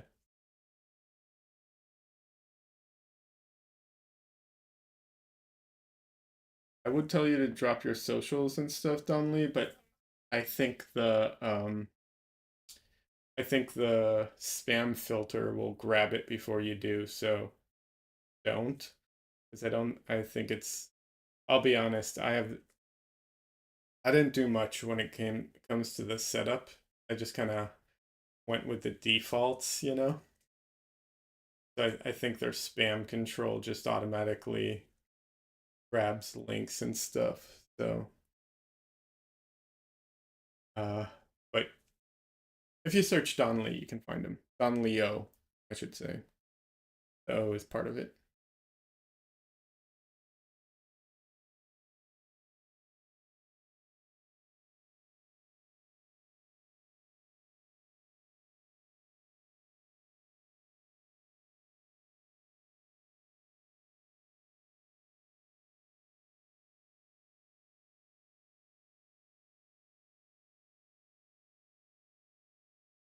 Spam filter, you shake your angry fist at it. Yeah. It's it's good though at the same time. Like, you know, people tend to come in and want to keep certain people from, you know, bad actors kind of thing. But yeah, it can be frustrating. I did not do a like setting up stream is definitely challenging. I I'm using OBS, and when I used their wizard, um it was not very good. The um the wizard their wizard thing wanted to like have me stream at really honestly really bad quality. I was like, no, I think my internet and computer are both capable of streaming higher quality than this. And so when I went in and manually set it up to much higher, much higher quality than their wizard wanted to do it, um, which is what I'm looking at right now. It worked just fine. So I did this before. Whoever makes like an easy one click kind of system that just works, I think they'll make a lot of money. I don't know if it's possible, but if it is, someone will make a lot of money from it. Thank you. I'm glad it looks good. Yeah, the thing wanted me to stream at like um I think it was like less than a quarter of the quality, like 4 like 480p. It's like why even bother at that point? Like I'm painting. I'm not streaming, I'm not doing video games or something. I'm painting. Like like if you're gonna watch it at that, like why even bother streaming at that point?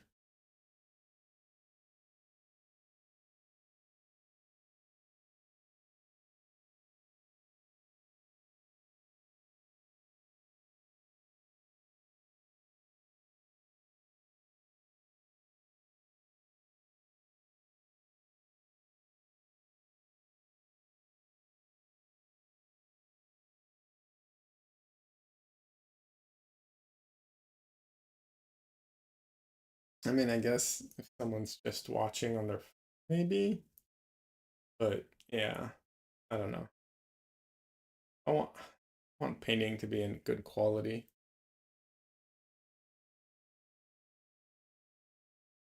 When you first started streaming, and you had to change trade image resolution for frame rate, yeah, sure. No, I know. It's I mean, yes, it's definitely a trade-off that you need to do if your connection isn't good, but yeah. Uh, your streams always looked really good to me when you were streaming at maybe 19 to 20 frames a second. Well, that is one of the good things about streaming art, right? Like, let's be honest. Uh, This is like watching paint dry, you know. Um, it's it's fine if it's low frame rate. No one cares. Um, and there we go. My video just crapped out on me. That's the one thing. My connection is not super stable. I mean, it's pretty stable, but here we go. It's reporting some issues. Um, and nothing's changed on nothing changed on my side. It's just the internet connection or whatever.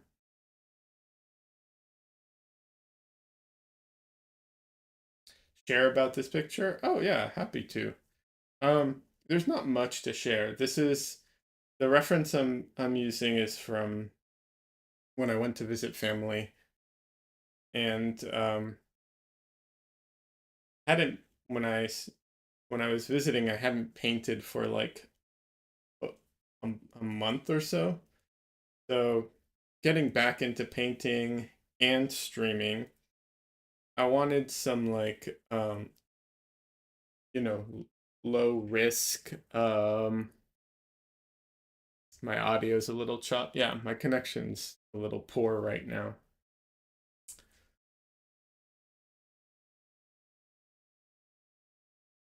I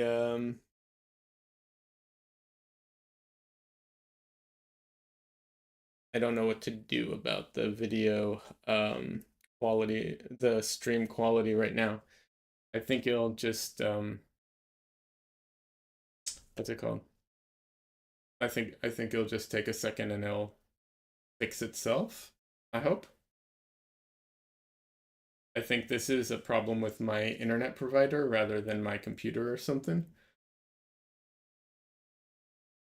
So that that is one of the issues with streaming. You know, you're bound by your internet provider, and I've yet to find someone who loves their internet provider. So,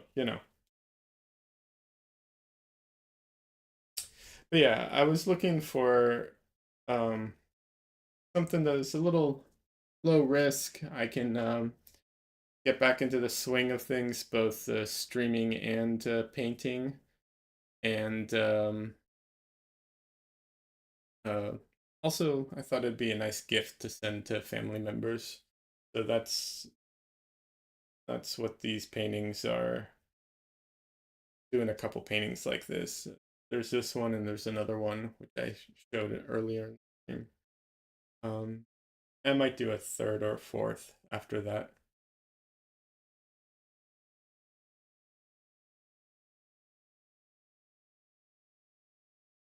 So yeah.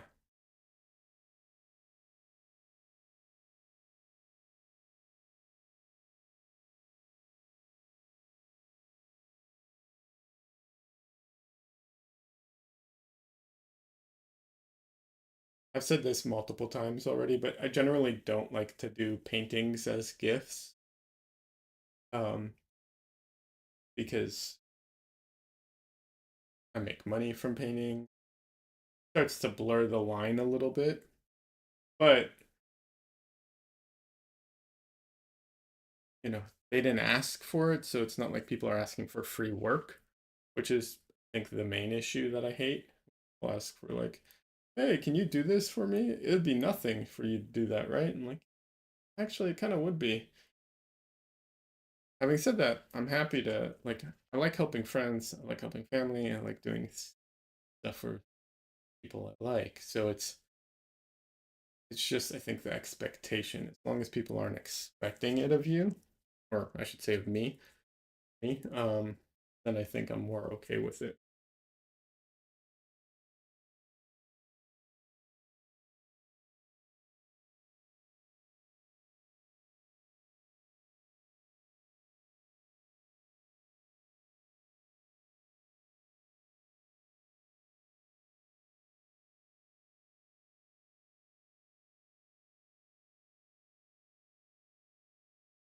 Yeah, that's the looks like the internet fixed itself. Yeah, I wish there was a way I could get a more stable internet connection.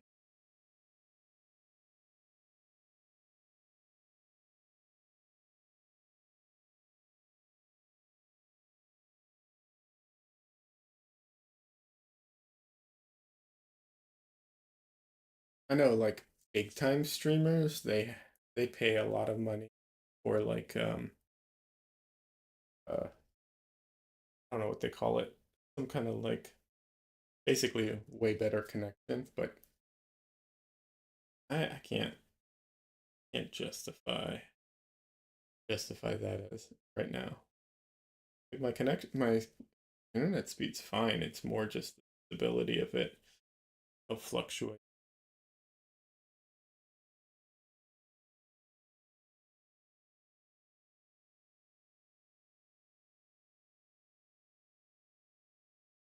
Yeah. I don't know how you all feel about doing paintings or drawings for friends and family, but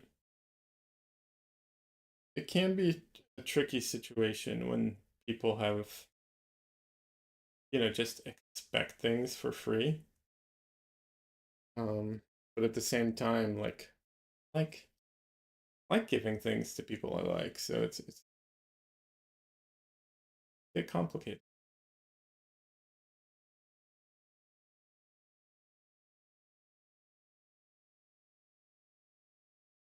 What is the minimum optimal arcane level you should be at? I'm assuming you're talking about Elden Ring? Um, because that's like the only game I'm big into right now. Um, you don't need arcane at all. Um, it just depends, unless you're doing an arcane build, honestly. Well, it depends on the build you're doing, Cody. I assume you're talking about Elden Ring? If not, let me know. What kind of build are you doing?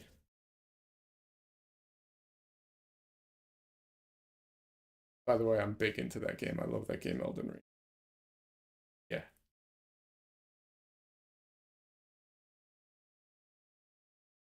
highly recommend it.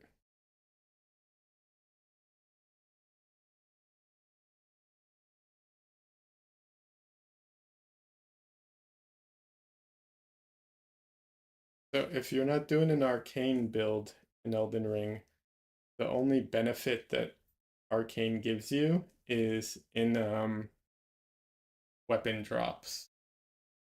Improves your chances on weapon drops.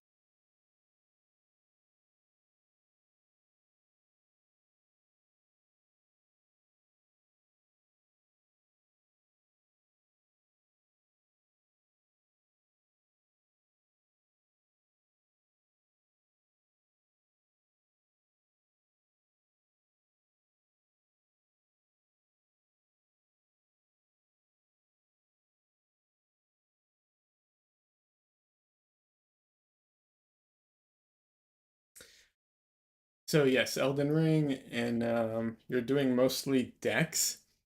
Dex is actually a really tough build, honestly. Um,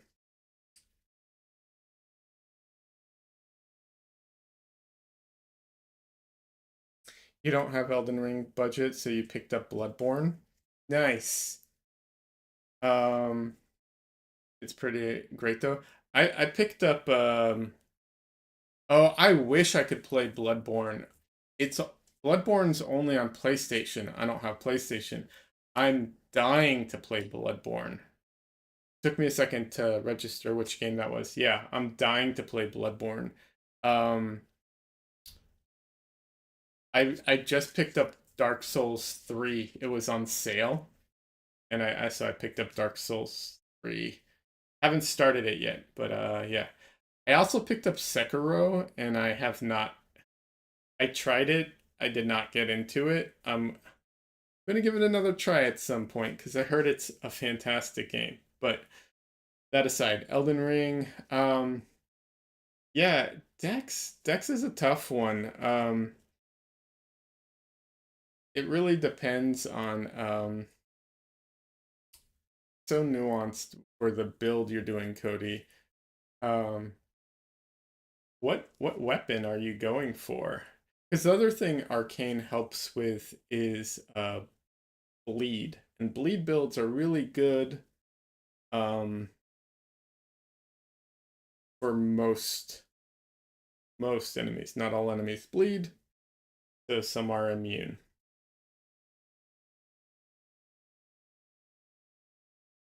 Yeah, I've heard some people love Bloodborne.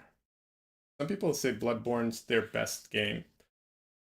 So, um, I don't know if it is, but I definitely would love to play Bloodborne. I wish they would release it for the PC.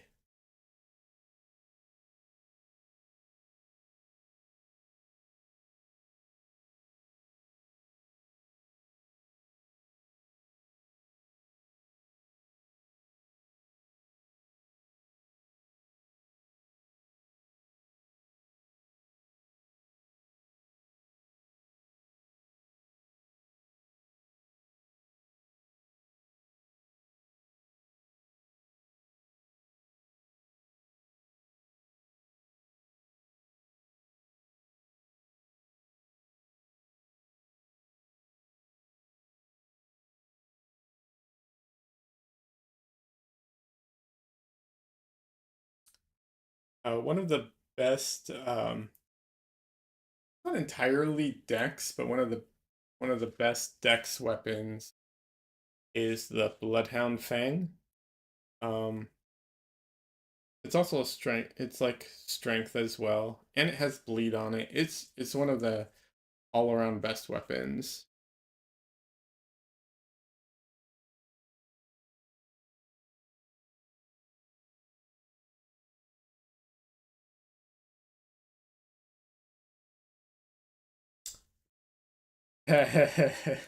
Yeah.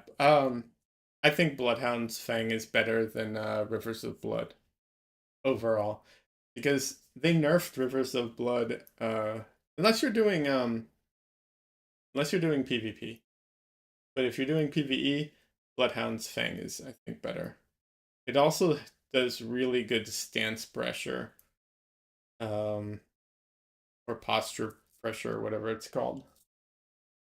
So it's a really good weapon. I think it would totally be worth maxing out.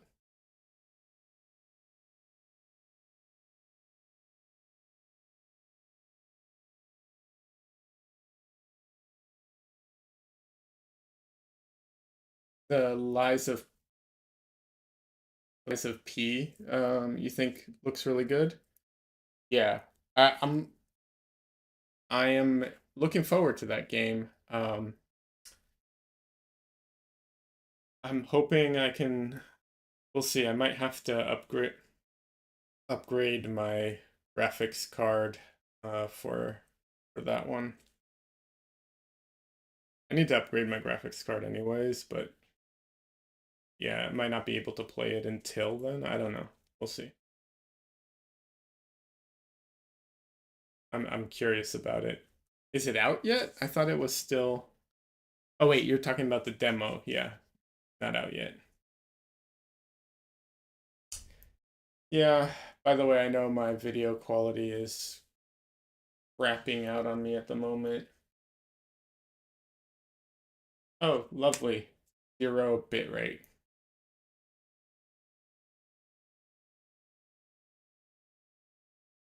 Arcane would be helpful, but I don't think it's the main um I don't think it's the main thing. I think probably strength or dex would be better. Look at the letters, see which one it focuses on. You know, it'll tell you um it'll tell you which one it like, you know, which aspects it focuses on when you look at the description of the item.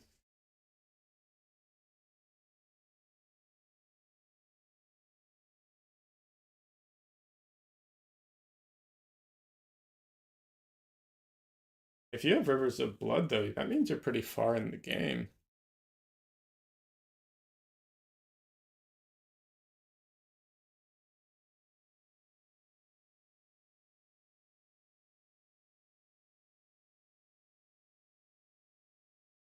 Liza P plays smooth even on PS4. That's good to know. Hopefully, you know.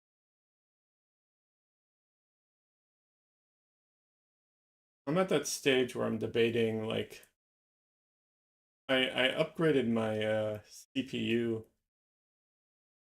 um, earlier this year, but I'm debating upgrading my graphics card or just, you know, holding off and then trying to do a whole new computer. I don't know. Darn things are expensive.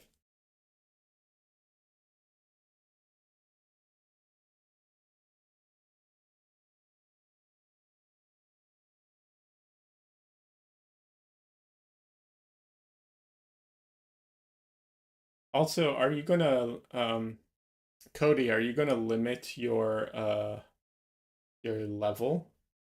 So some people in Elden Ring limit their level. They won't go above a certain level, like I think it's 120 or 150, because they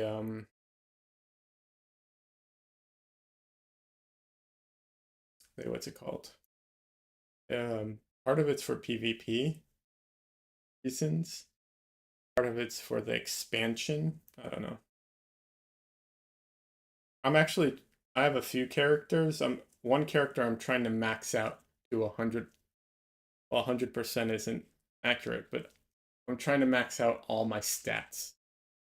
I have other characters that are lower level that I'm keeping there for the expansion.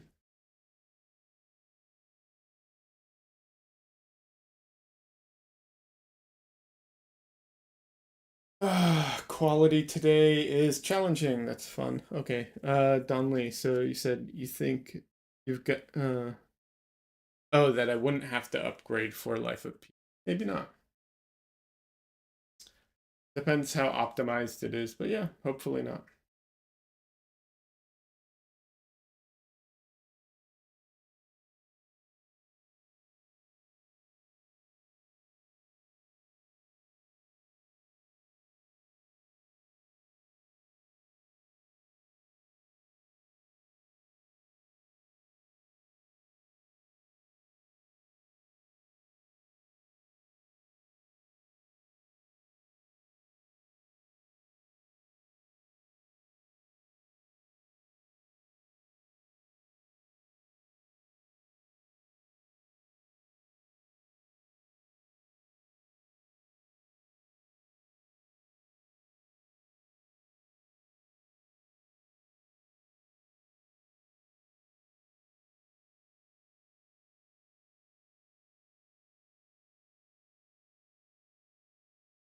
Cody, are you familiar with uh the Elden Ring wiki? Because you can go there and see like the Bloodhound Fang, you can see when you max it out where the attributes lie, like which ones improve more than others. So like if there'll be S scaling for strength, then you want to push into strength, or if it's S scaling for dex, you want to push into dex more. Um, yeah.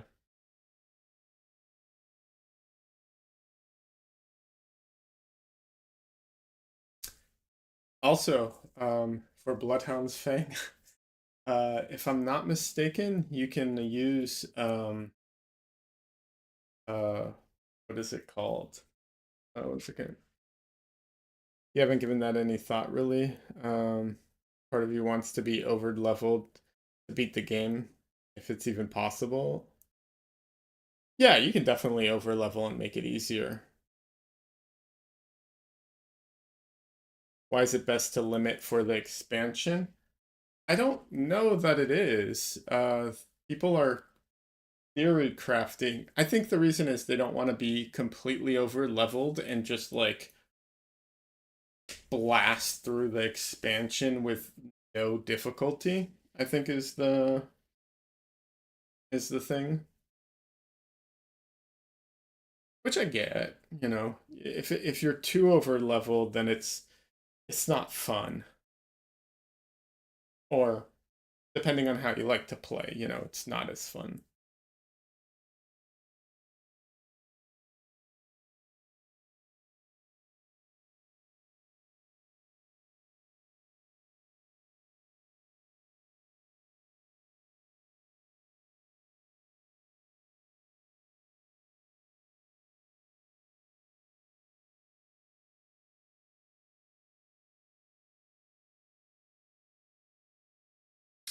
Okay. This is your first Souls game. Same for me. But I'm really liking it. Hold on, I can yeah, I'll look at the what's it called? The wiki for the Bloodhound's Fang. Are you familiar with the larva tiers though, by the way? You can respec. You have, I think, a max of 15 times you can respec. Uh yeah. I think that's the max that you can respec in Elden Ring in one playthrough. Or in yeah, per world, I should say.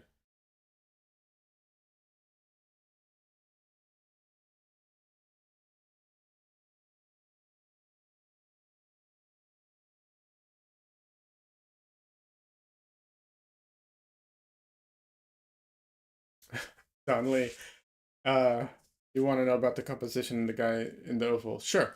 So, uh, and thank you for keeping it on the subject a little. So I this photo was like I said before, this was taken when I was visiting family, and we went out to the pier and had kind of a nice day out kind of thing. With This is my cousin, her husband, and her kids. But he wasn't there. Um, and I thought it was a little kind of crappy to do a painting of them without having him represented at all. So I put him in like just a thought bubble, and I'm gonna do some like thought bubbles leading to him, like thinking of him kind of thing. Like we didn't forget about him, even though he's not there, even though he couldn't make it that day. And honestly, I don't think he's a teenager, and I don't think he cared at all, and I don't think he'll care at all, because teenagers are like that. Um, you know, but I thought it would be a funny way of combining or adding him instead of trying to like. I could have tried to Photoshop him in, like jam him in behind one of the other people. Um, but I don't know that I could ever make it look right. Not really, you know? And so I figured why bother trying? If I can't, if I can't do it, why bother?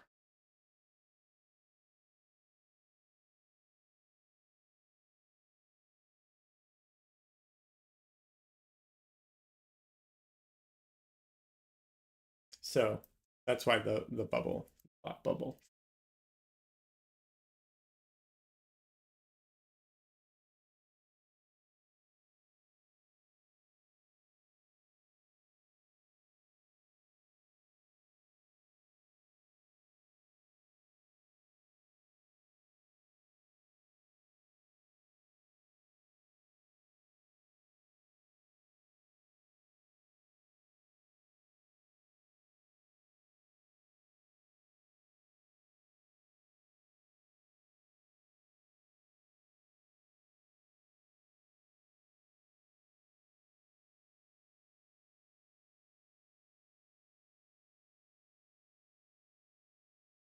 I did edit the photo a little bit. Originally, uh, the two big, well, the three big edits, I should say, was that obviously I cropped it to size, and in doing so, I cropped myself out of the photo. Um, Mostly because I was at the very edge of the photo, and at the very edge and close to camera because it was a selfie. Um, and so the distortion was a little harsh on me. Um, and then I also took some of the people and cut them out of the cut them out of the photo and moved them closer together because originally they were slightly farther apart than they currently are. Um, but I wanted it to fit this canvas better, so I just jammed them closer together.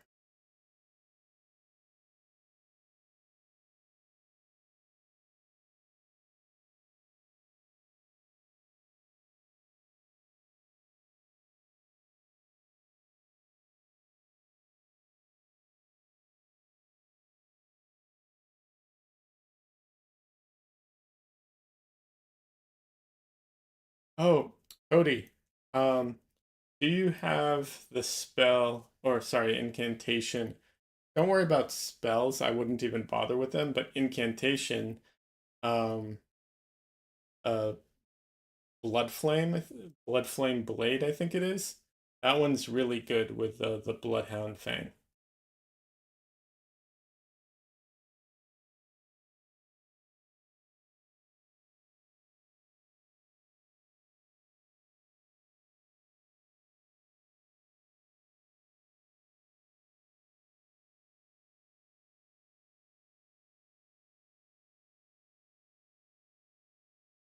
Is the colorful geometric background? Yes. So this was at the pier in Tel Aviv, and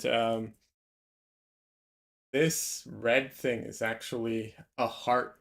Um, and this thing over here is the E. So it says love, or like I love Tel Aviv or something like that, where the heart is part of the O or whatever. Um, so yeah, they're actually part of it. She's sitting on the bottom of the E, but and then over here the is the pier, like the end of the pier. Then this is just the sky. And yeah, the sky's yellow in this photo. It was like towards sunset.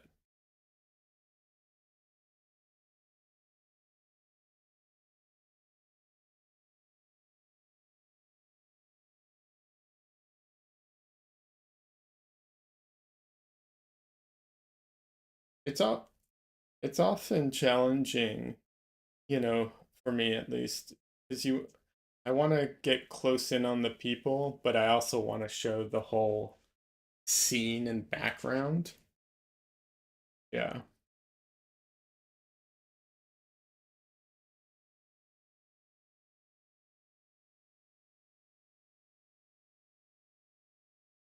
You've been using Blood Flame Blade and Flame Grant Me Strength. Yeah, those are both good. You can also do just so you know, uh, you can also use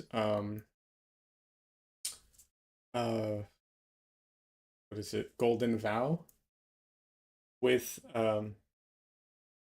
Flame Grant Me Strength. They don't cancel each other out. It's one of the exceptions. Usually you can't double up on those things, but those two you can.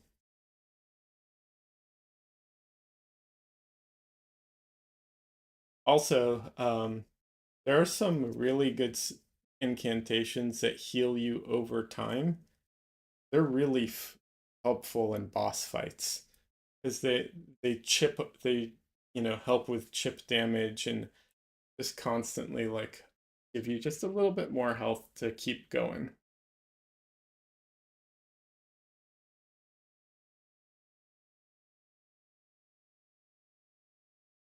But yeah, thanks for asking, Don Lee. Yeah, I struggle. I wanna I wanna be close in so I can see their faces, but I also kind of want to do a painting from a distance where you like see the whole scene.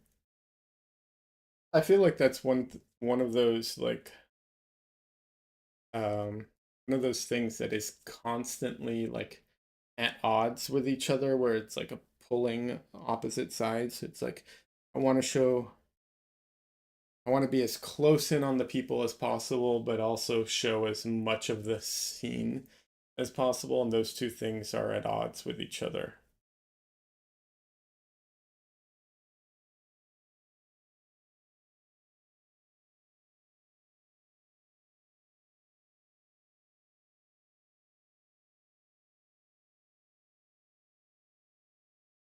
Although that is a part of art in general that I think is a constant, where it's like there's constantly these opposing aspects that are constantly, you know, pulling on each other and at odds with each other. You have to, part of making art is picking which ones you go with, which ones you put more emphasis on, so on. So those are what make the choices important.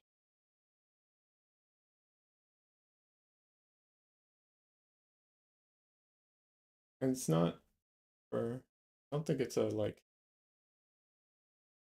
I think it's a matter of correct one either. It's a matter of like, whatever the choices are, obviously it will dictate how things end up looking. The composition battle is real. Yeah, it is. It's very challenging. So,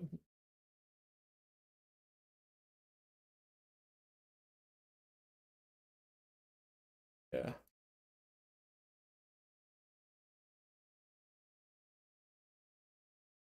I mean, I think it's, like I said, I don't think it's just composition because so many things that are at odds with each other. You know, even this, like the this guy right here, he has stubble, you know.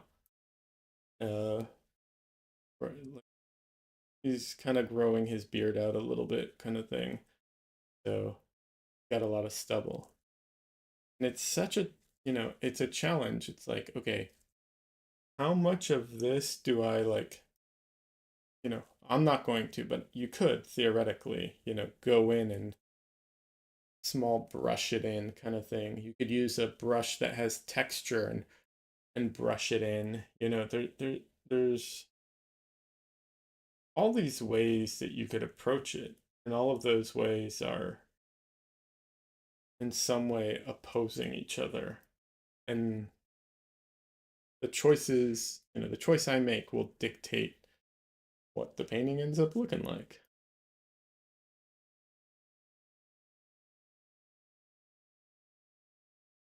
It might be very clear and obvious to some people what the best choice is, but that's the challenge of things. But that's part of what ends up making someone's style, all those choices bind together. I know you know this, Donley. I'm kind of general, but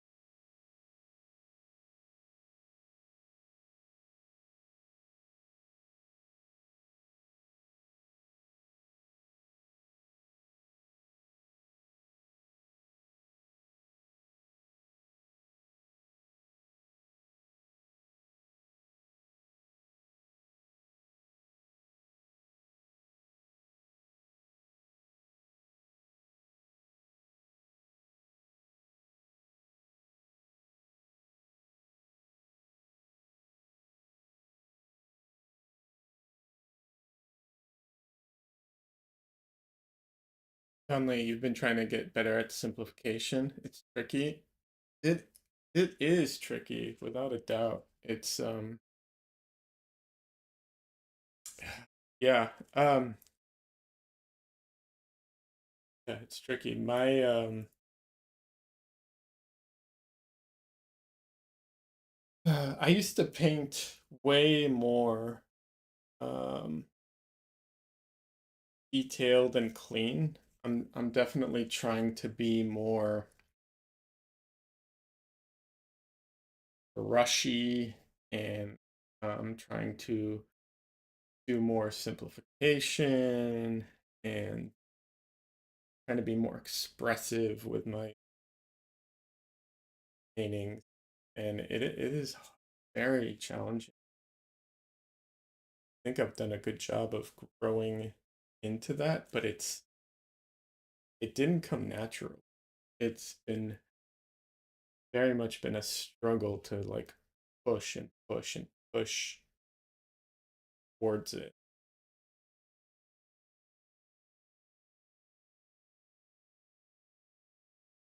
So I feel you.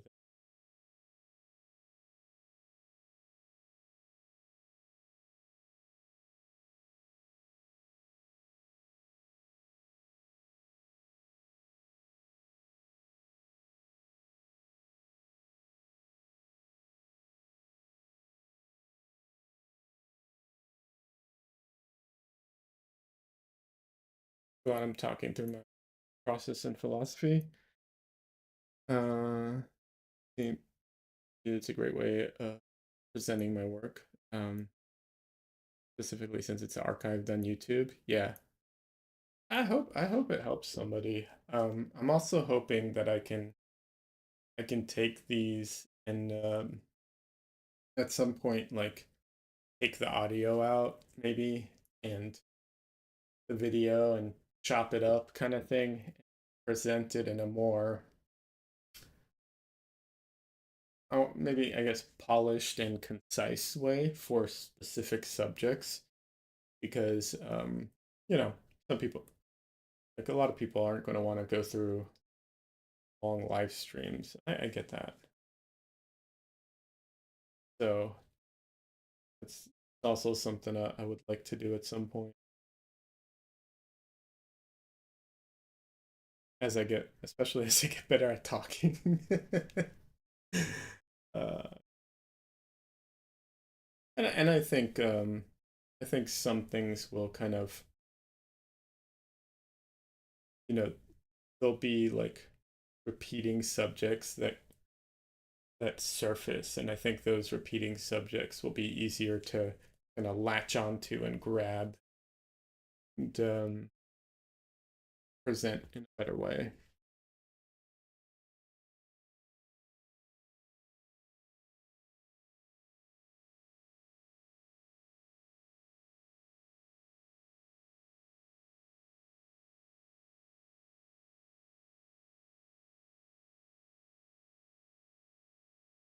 But yeah, I hope it helps in some way.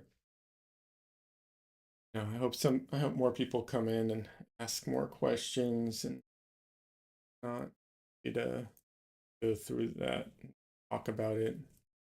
So don't mind repeating myself. People are going to come in and it'll be their first time.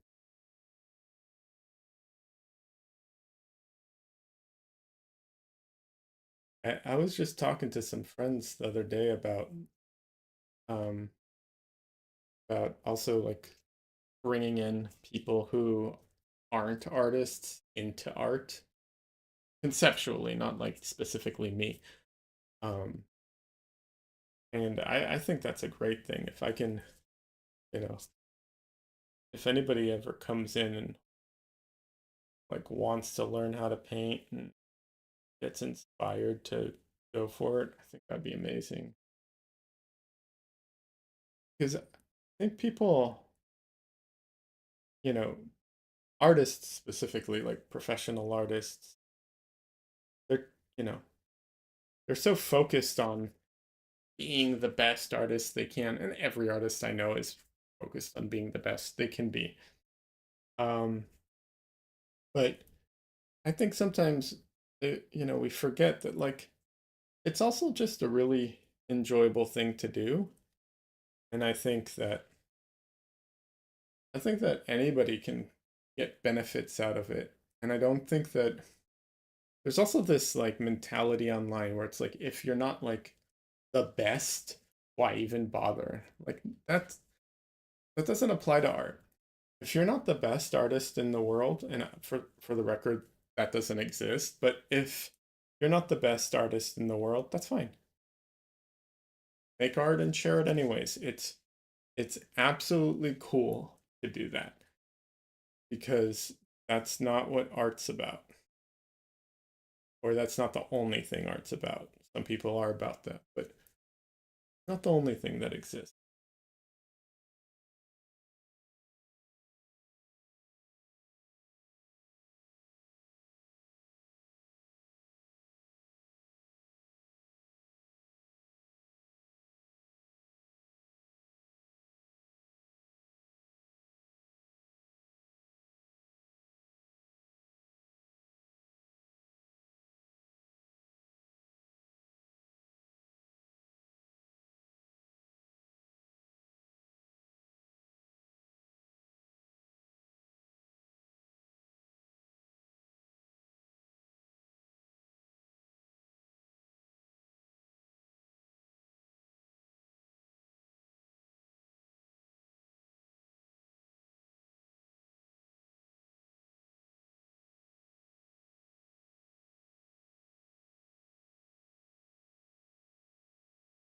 I think that's actually something that came up recently with all the AI stuff. People were like, well, I'm never going to be as good as this, not even as fast. Like some people were like, I'm never going to be as good as what this machine can put out because it's basically sampling from like the best artists in the world.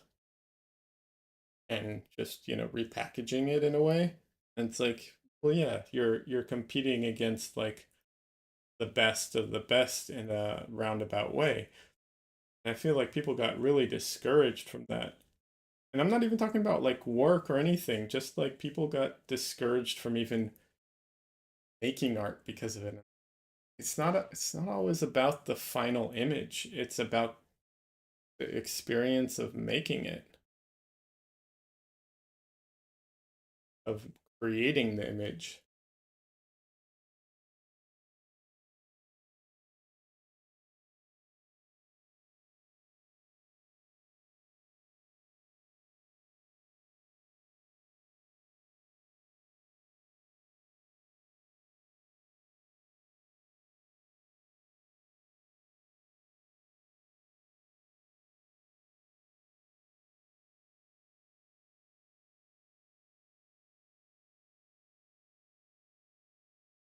Coffee.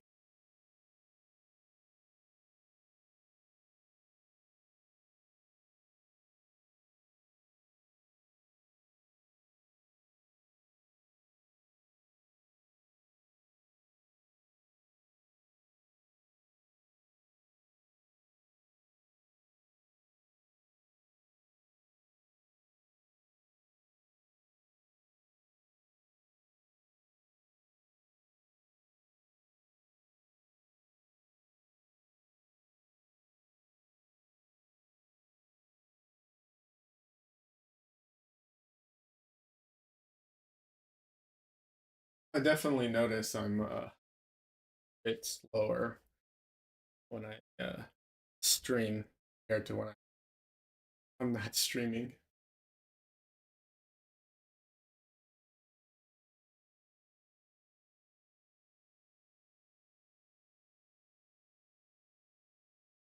I think that's a bit unavoidable though.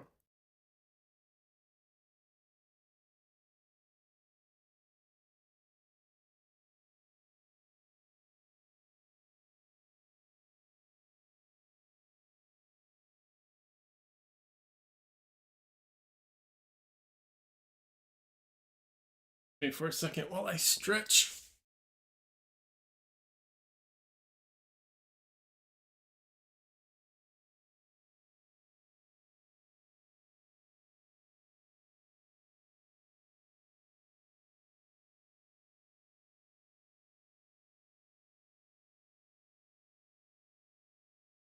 Yeah, Donley, I agree. The process of making it is important, and that was one of those things that I couldn't wrap my head around. Where like people, you know, I'm not gonna get into the AI stuff too much because I'm so tired of it. But one of the things that people were talking about was like creating images and so on with it, and it's like the it's completely missing the process of actually making something. And that's the whole point. Like that's, you know, that's more important than that's almost more important than the final image. The process of making it is almost more important in some ways. Um so that was one of those things where like I couldn't wrap my head around it. And I think that might be one of those things that differentiates between or divides people. It's like the people who enjoy creating art or creating something versus the people who are just trying to use it as a tool or a function to achieve something. Like, yeah, I think that's a big difference. Like I said this, if I had the magic ability to take this um, brush and just throw it at the canvas and it would just magically create a painting for me, I would never do that. Like, I don't, it would be so boring. Why, why would I want to?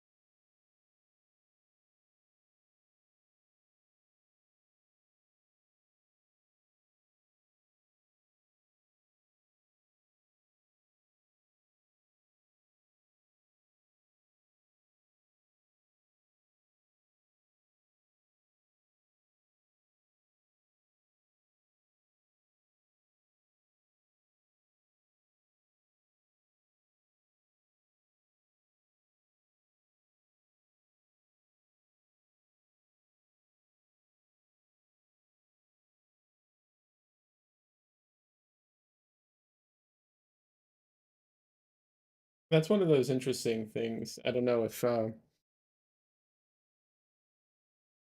you're familiar with Todd McFarlane. McFarlane. I don't know how you pronounce it. The creator of Spawn. He you know, started off as a comic book artist, but not really much of a comic book artist anymore. He's mostly a business guy. Um, it's an interesting dilemma, to transition from that, from drawing to business. I don't know. I don't know if it's worth it or not. Yeah, I don't know. You gotta head out. It's great seeing your process, uh, and chatting. Yeah, it's good chatting with you too. Have a great weekend, man.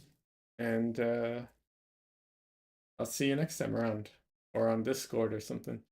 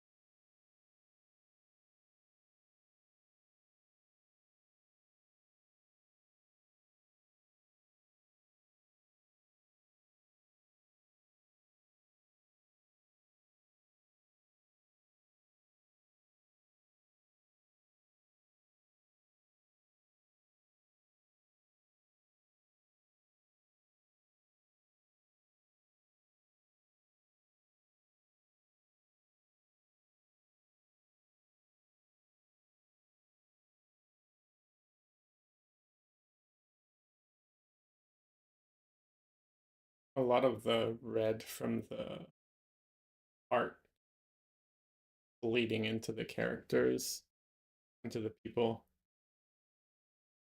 Photo. I think bleeding might not be the right word. Bounced light. That's what I'm looking for. The phrase. Yeah, a lot of it's bouncing.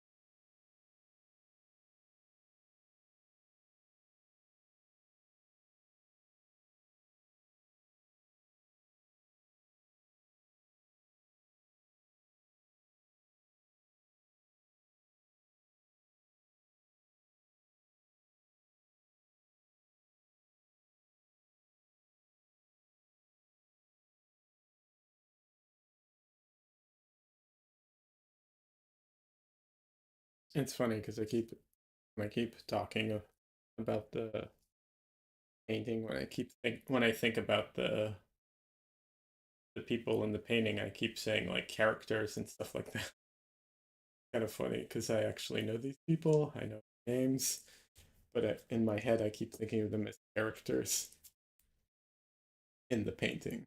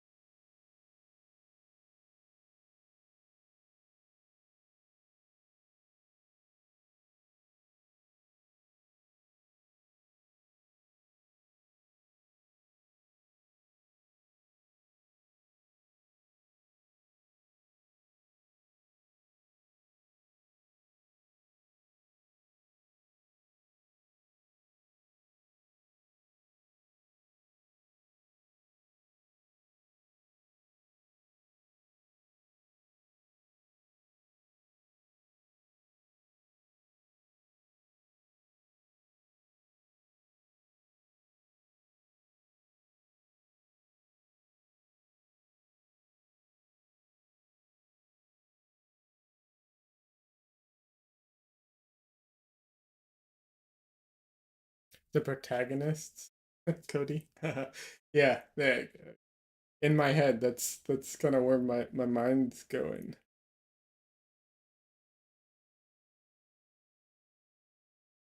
Pretty funny.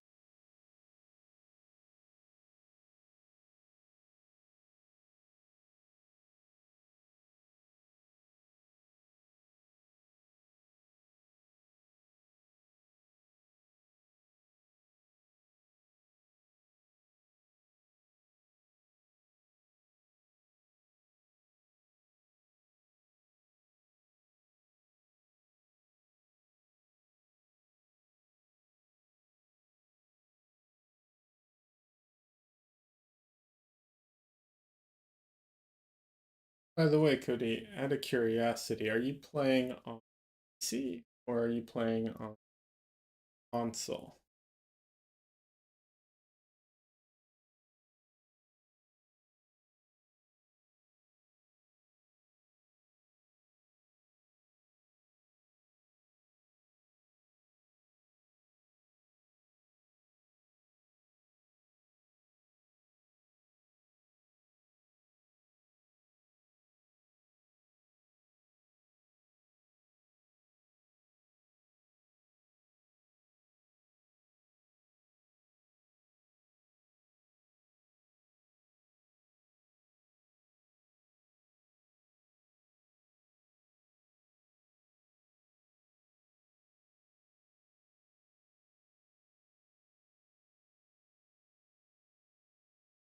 Yeah, I think the character thing is partially from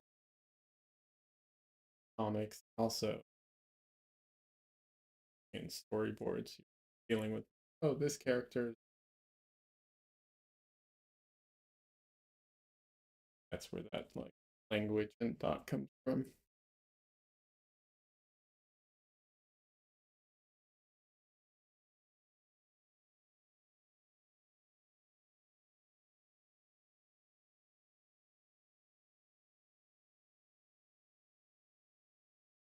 Console X.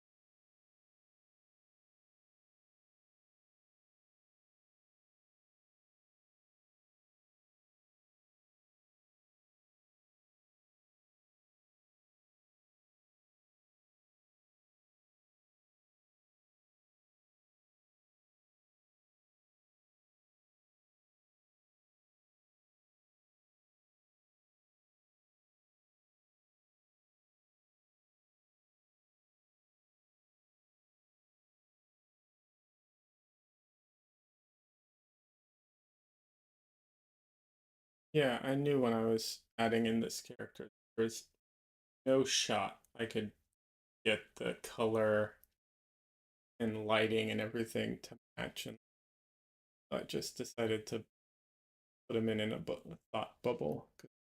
There's no there's no feasible way I'll be able to match and place this photo or any of the photos that I have of him in here.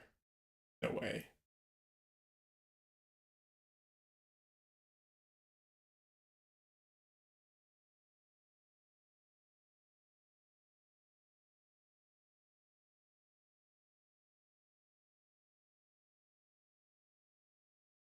I know some artists have the ability to like I think some artists could possibly have pulled it off. Um, maybe it's so hard, especially if your reference isn't anywhere near the lighting you need. So that's so challenging. But I do think that I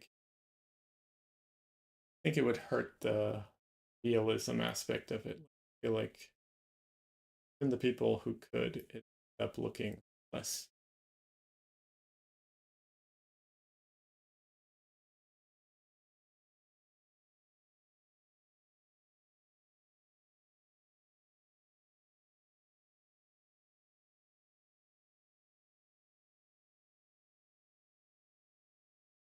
You like that solution? Yeah, thanks.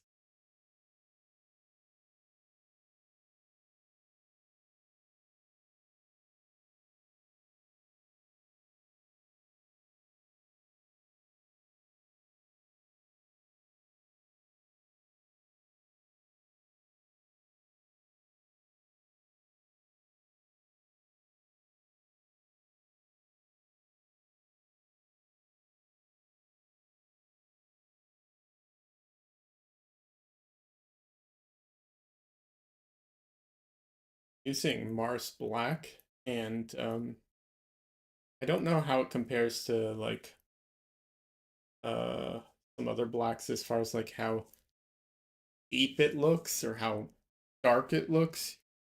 Um, but it is very strong when it comes to like mixtures. Oh man, it is a strong black in that sense. Like in mixtures, it a little goes a long way.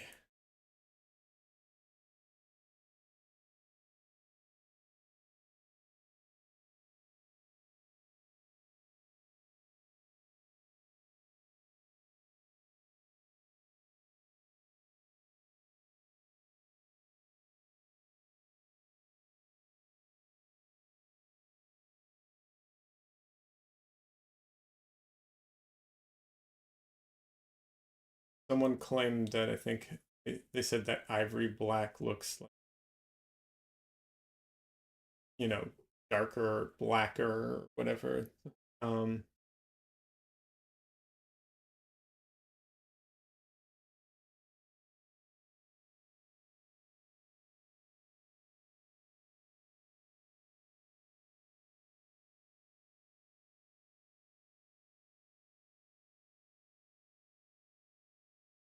I also have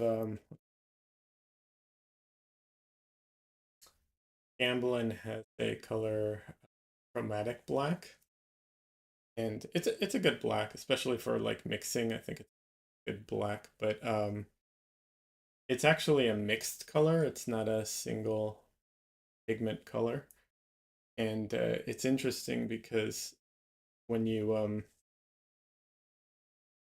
when I used it a few times and like I wiped it, like I put down some black and then I wiped it down with Gamsol and stuff. Um, some of the pigments separated, so you it got this really cool like green. What was it? Green and magenta, kind of like smeared around, faint, faintly. It's really kind of cool look.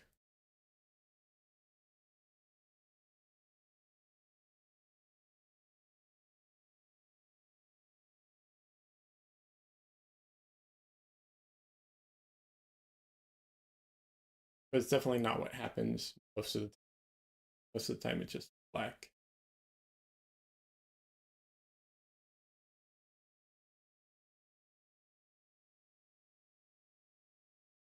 Interesting. Baby boy, how you doing?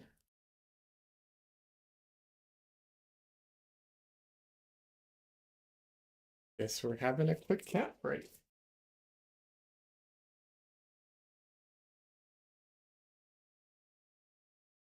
Yes. Yeah. Kitty break.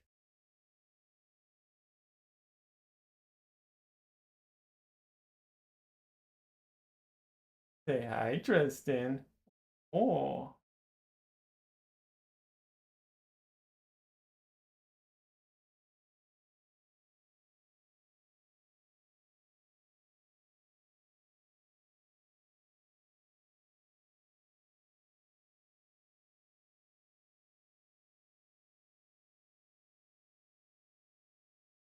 Stay for a little longer. Yeah, you gets what's antsy being held. Like he doesn't like to be held for a long time. Doesn't mind being on my lap.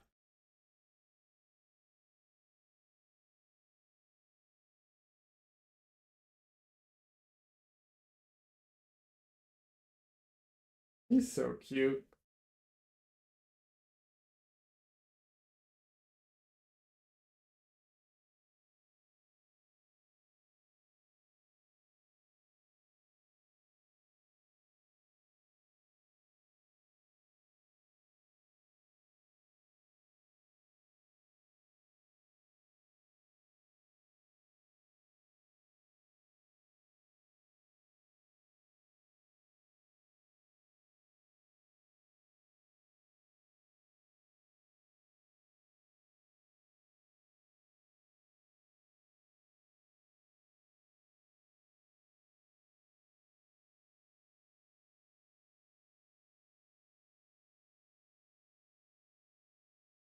Super cute pictures don't do it justice. Yeah.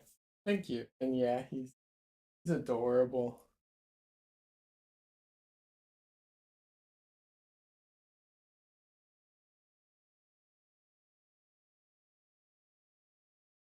So soft too.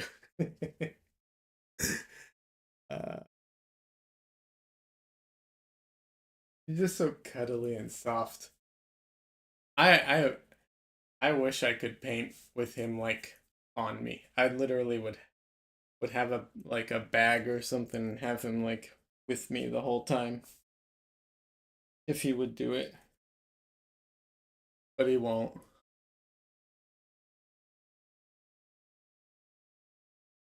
Will, however, come and stand right underneath where I'm painting, which is not a good.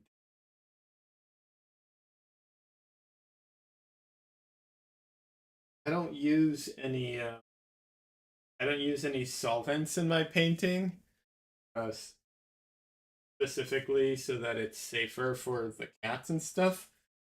But um, every once in a while, some paint will fall as I'm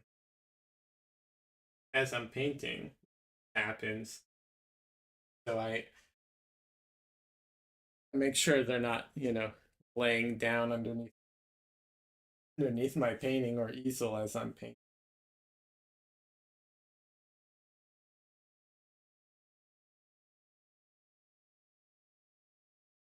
I want to get paint on them.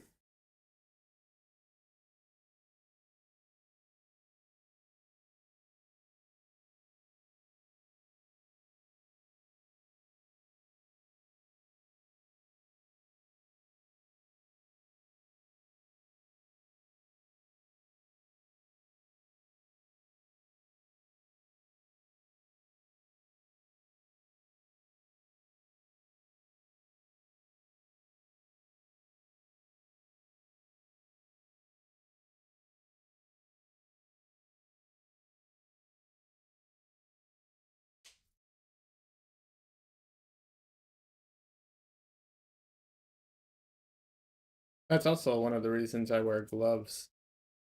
Uh, so if I need to, you know, have clean hands, grab a cat or something, I can just take the gloves off and then all clean.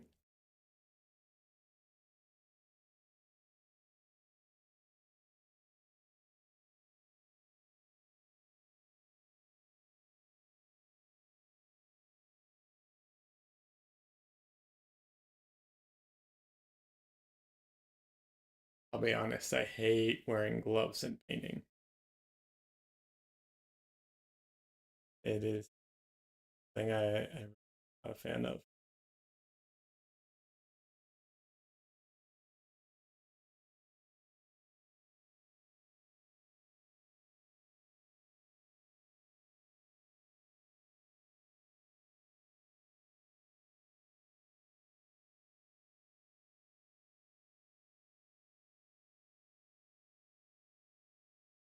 Oh, interesting.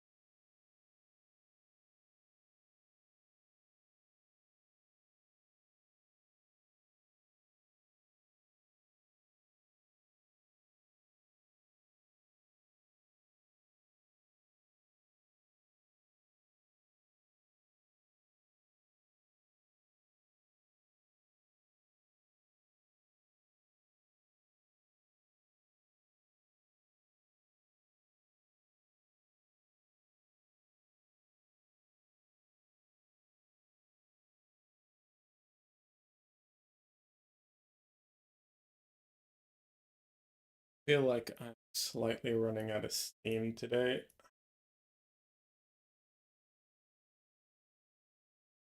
I know it's only been like a 3 hour stream, but I feel like the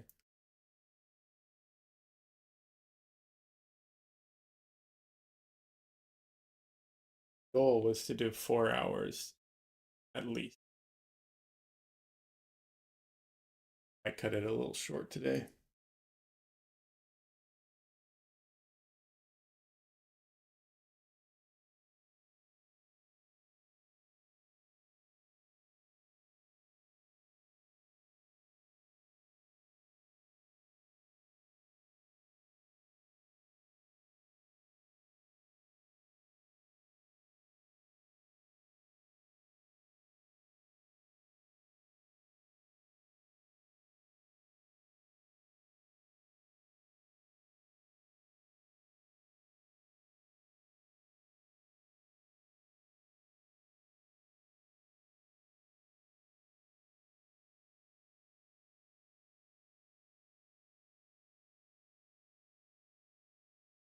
His ears are way too big.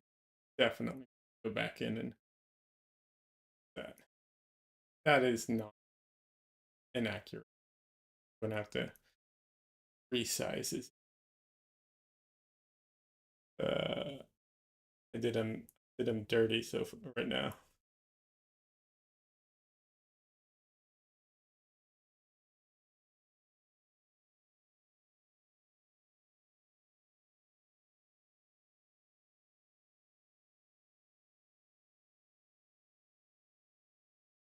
3 more hours painted. It's not a competition. Everyone's allowed their time off, man. Uh, you know, everyone deserves some Elden Ring time.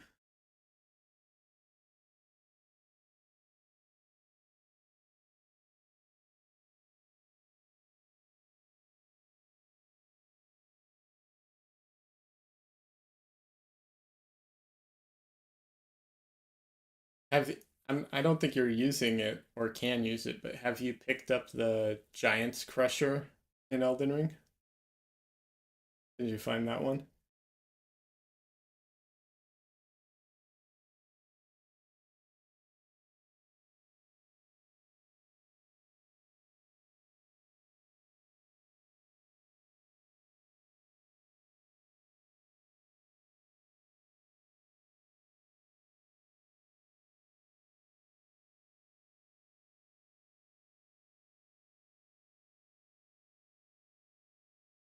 It's the Giant's Crusher and the Great Sword. Both of those were like my go-to weapons. I beat most like everything with it. On my second playthrough, I actually had two Giant's Crushers. So I was dual wielding them, which was just ridiculous.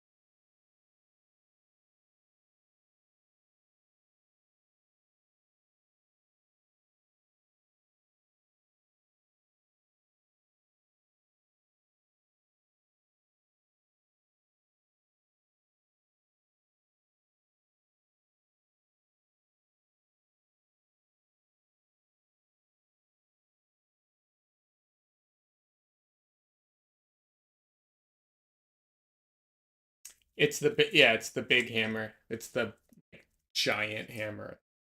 Ridiculous.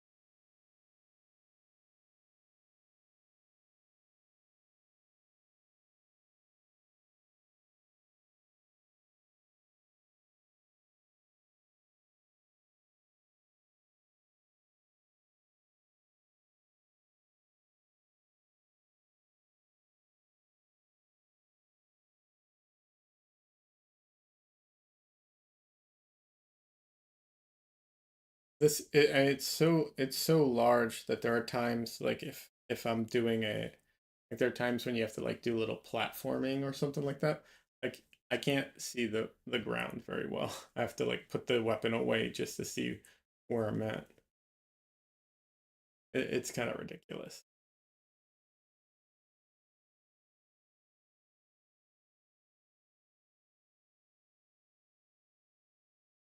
The great sword is ironically a colossal sword and it's really big too.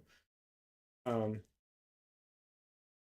Only reason I use it over the Giant's Crusher sometimes is it has much better reach.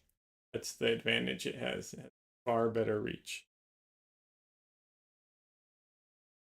So when fighting Melania, when she moves around a lot, so having that extra reach is actually very helpful. Also, they do a decent job in Elden Ring. Some of the enemies are resistant uh, to striking damage, and some are resistant to you know the slashing and piercing and so on. So sometimes good to swap them out.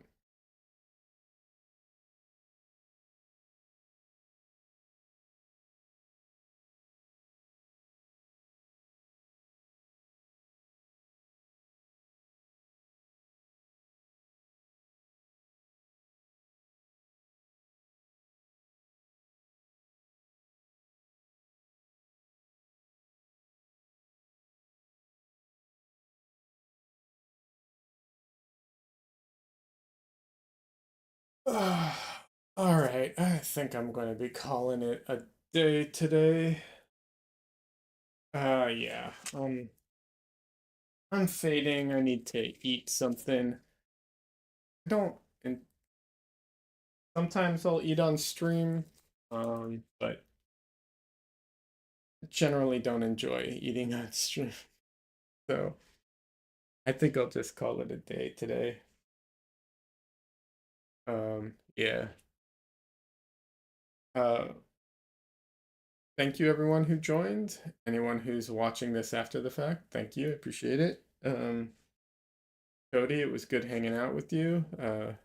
Don Lee or Don Leo, good good hanging with you as well.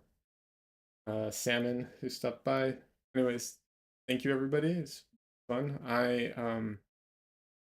I'm planning to stream during the week.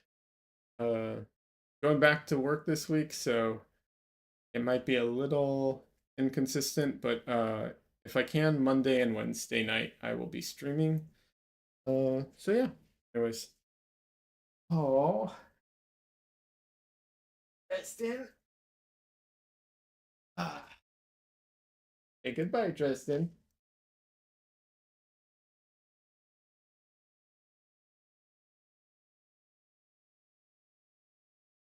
Hey, goodbye, Tristan. All right. Goodbye, everyone. Have a great weekend.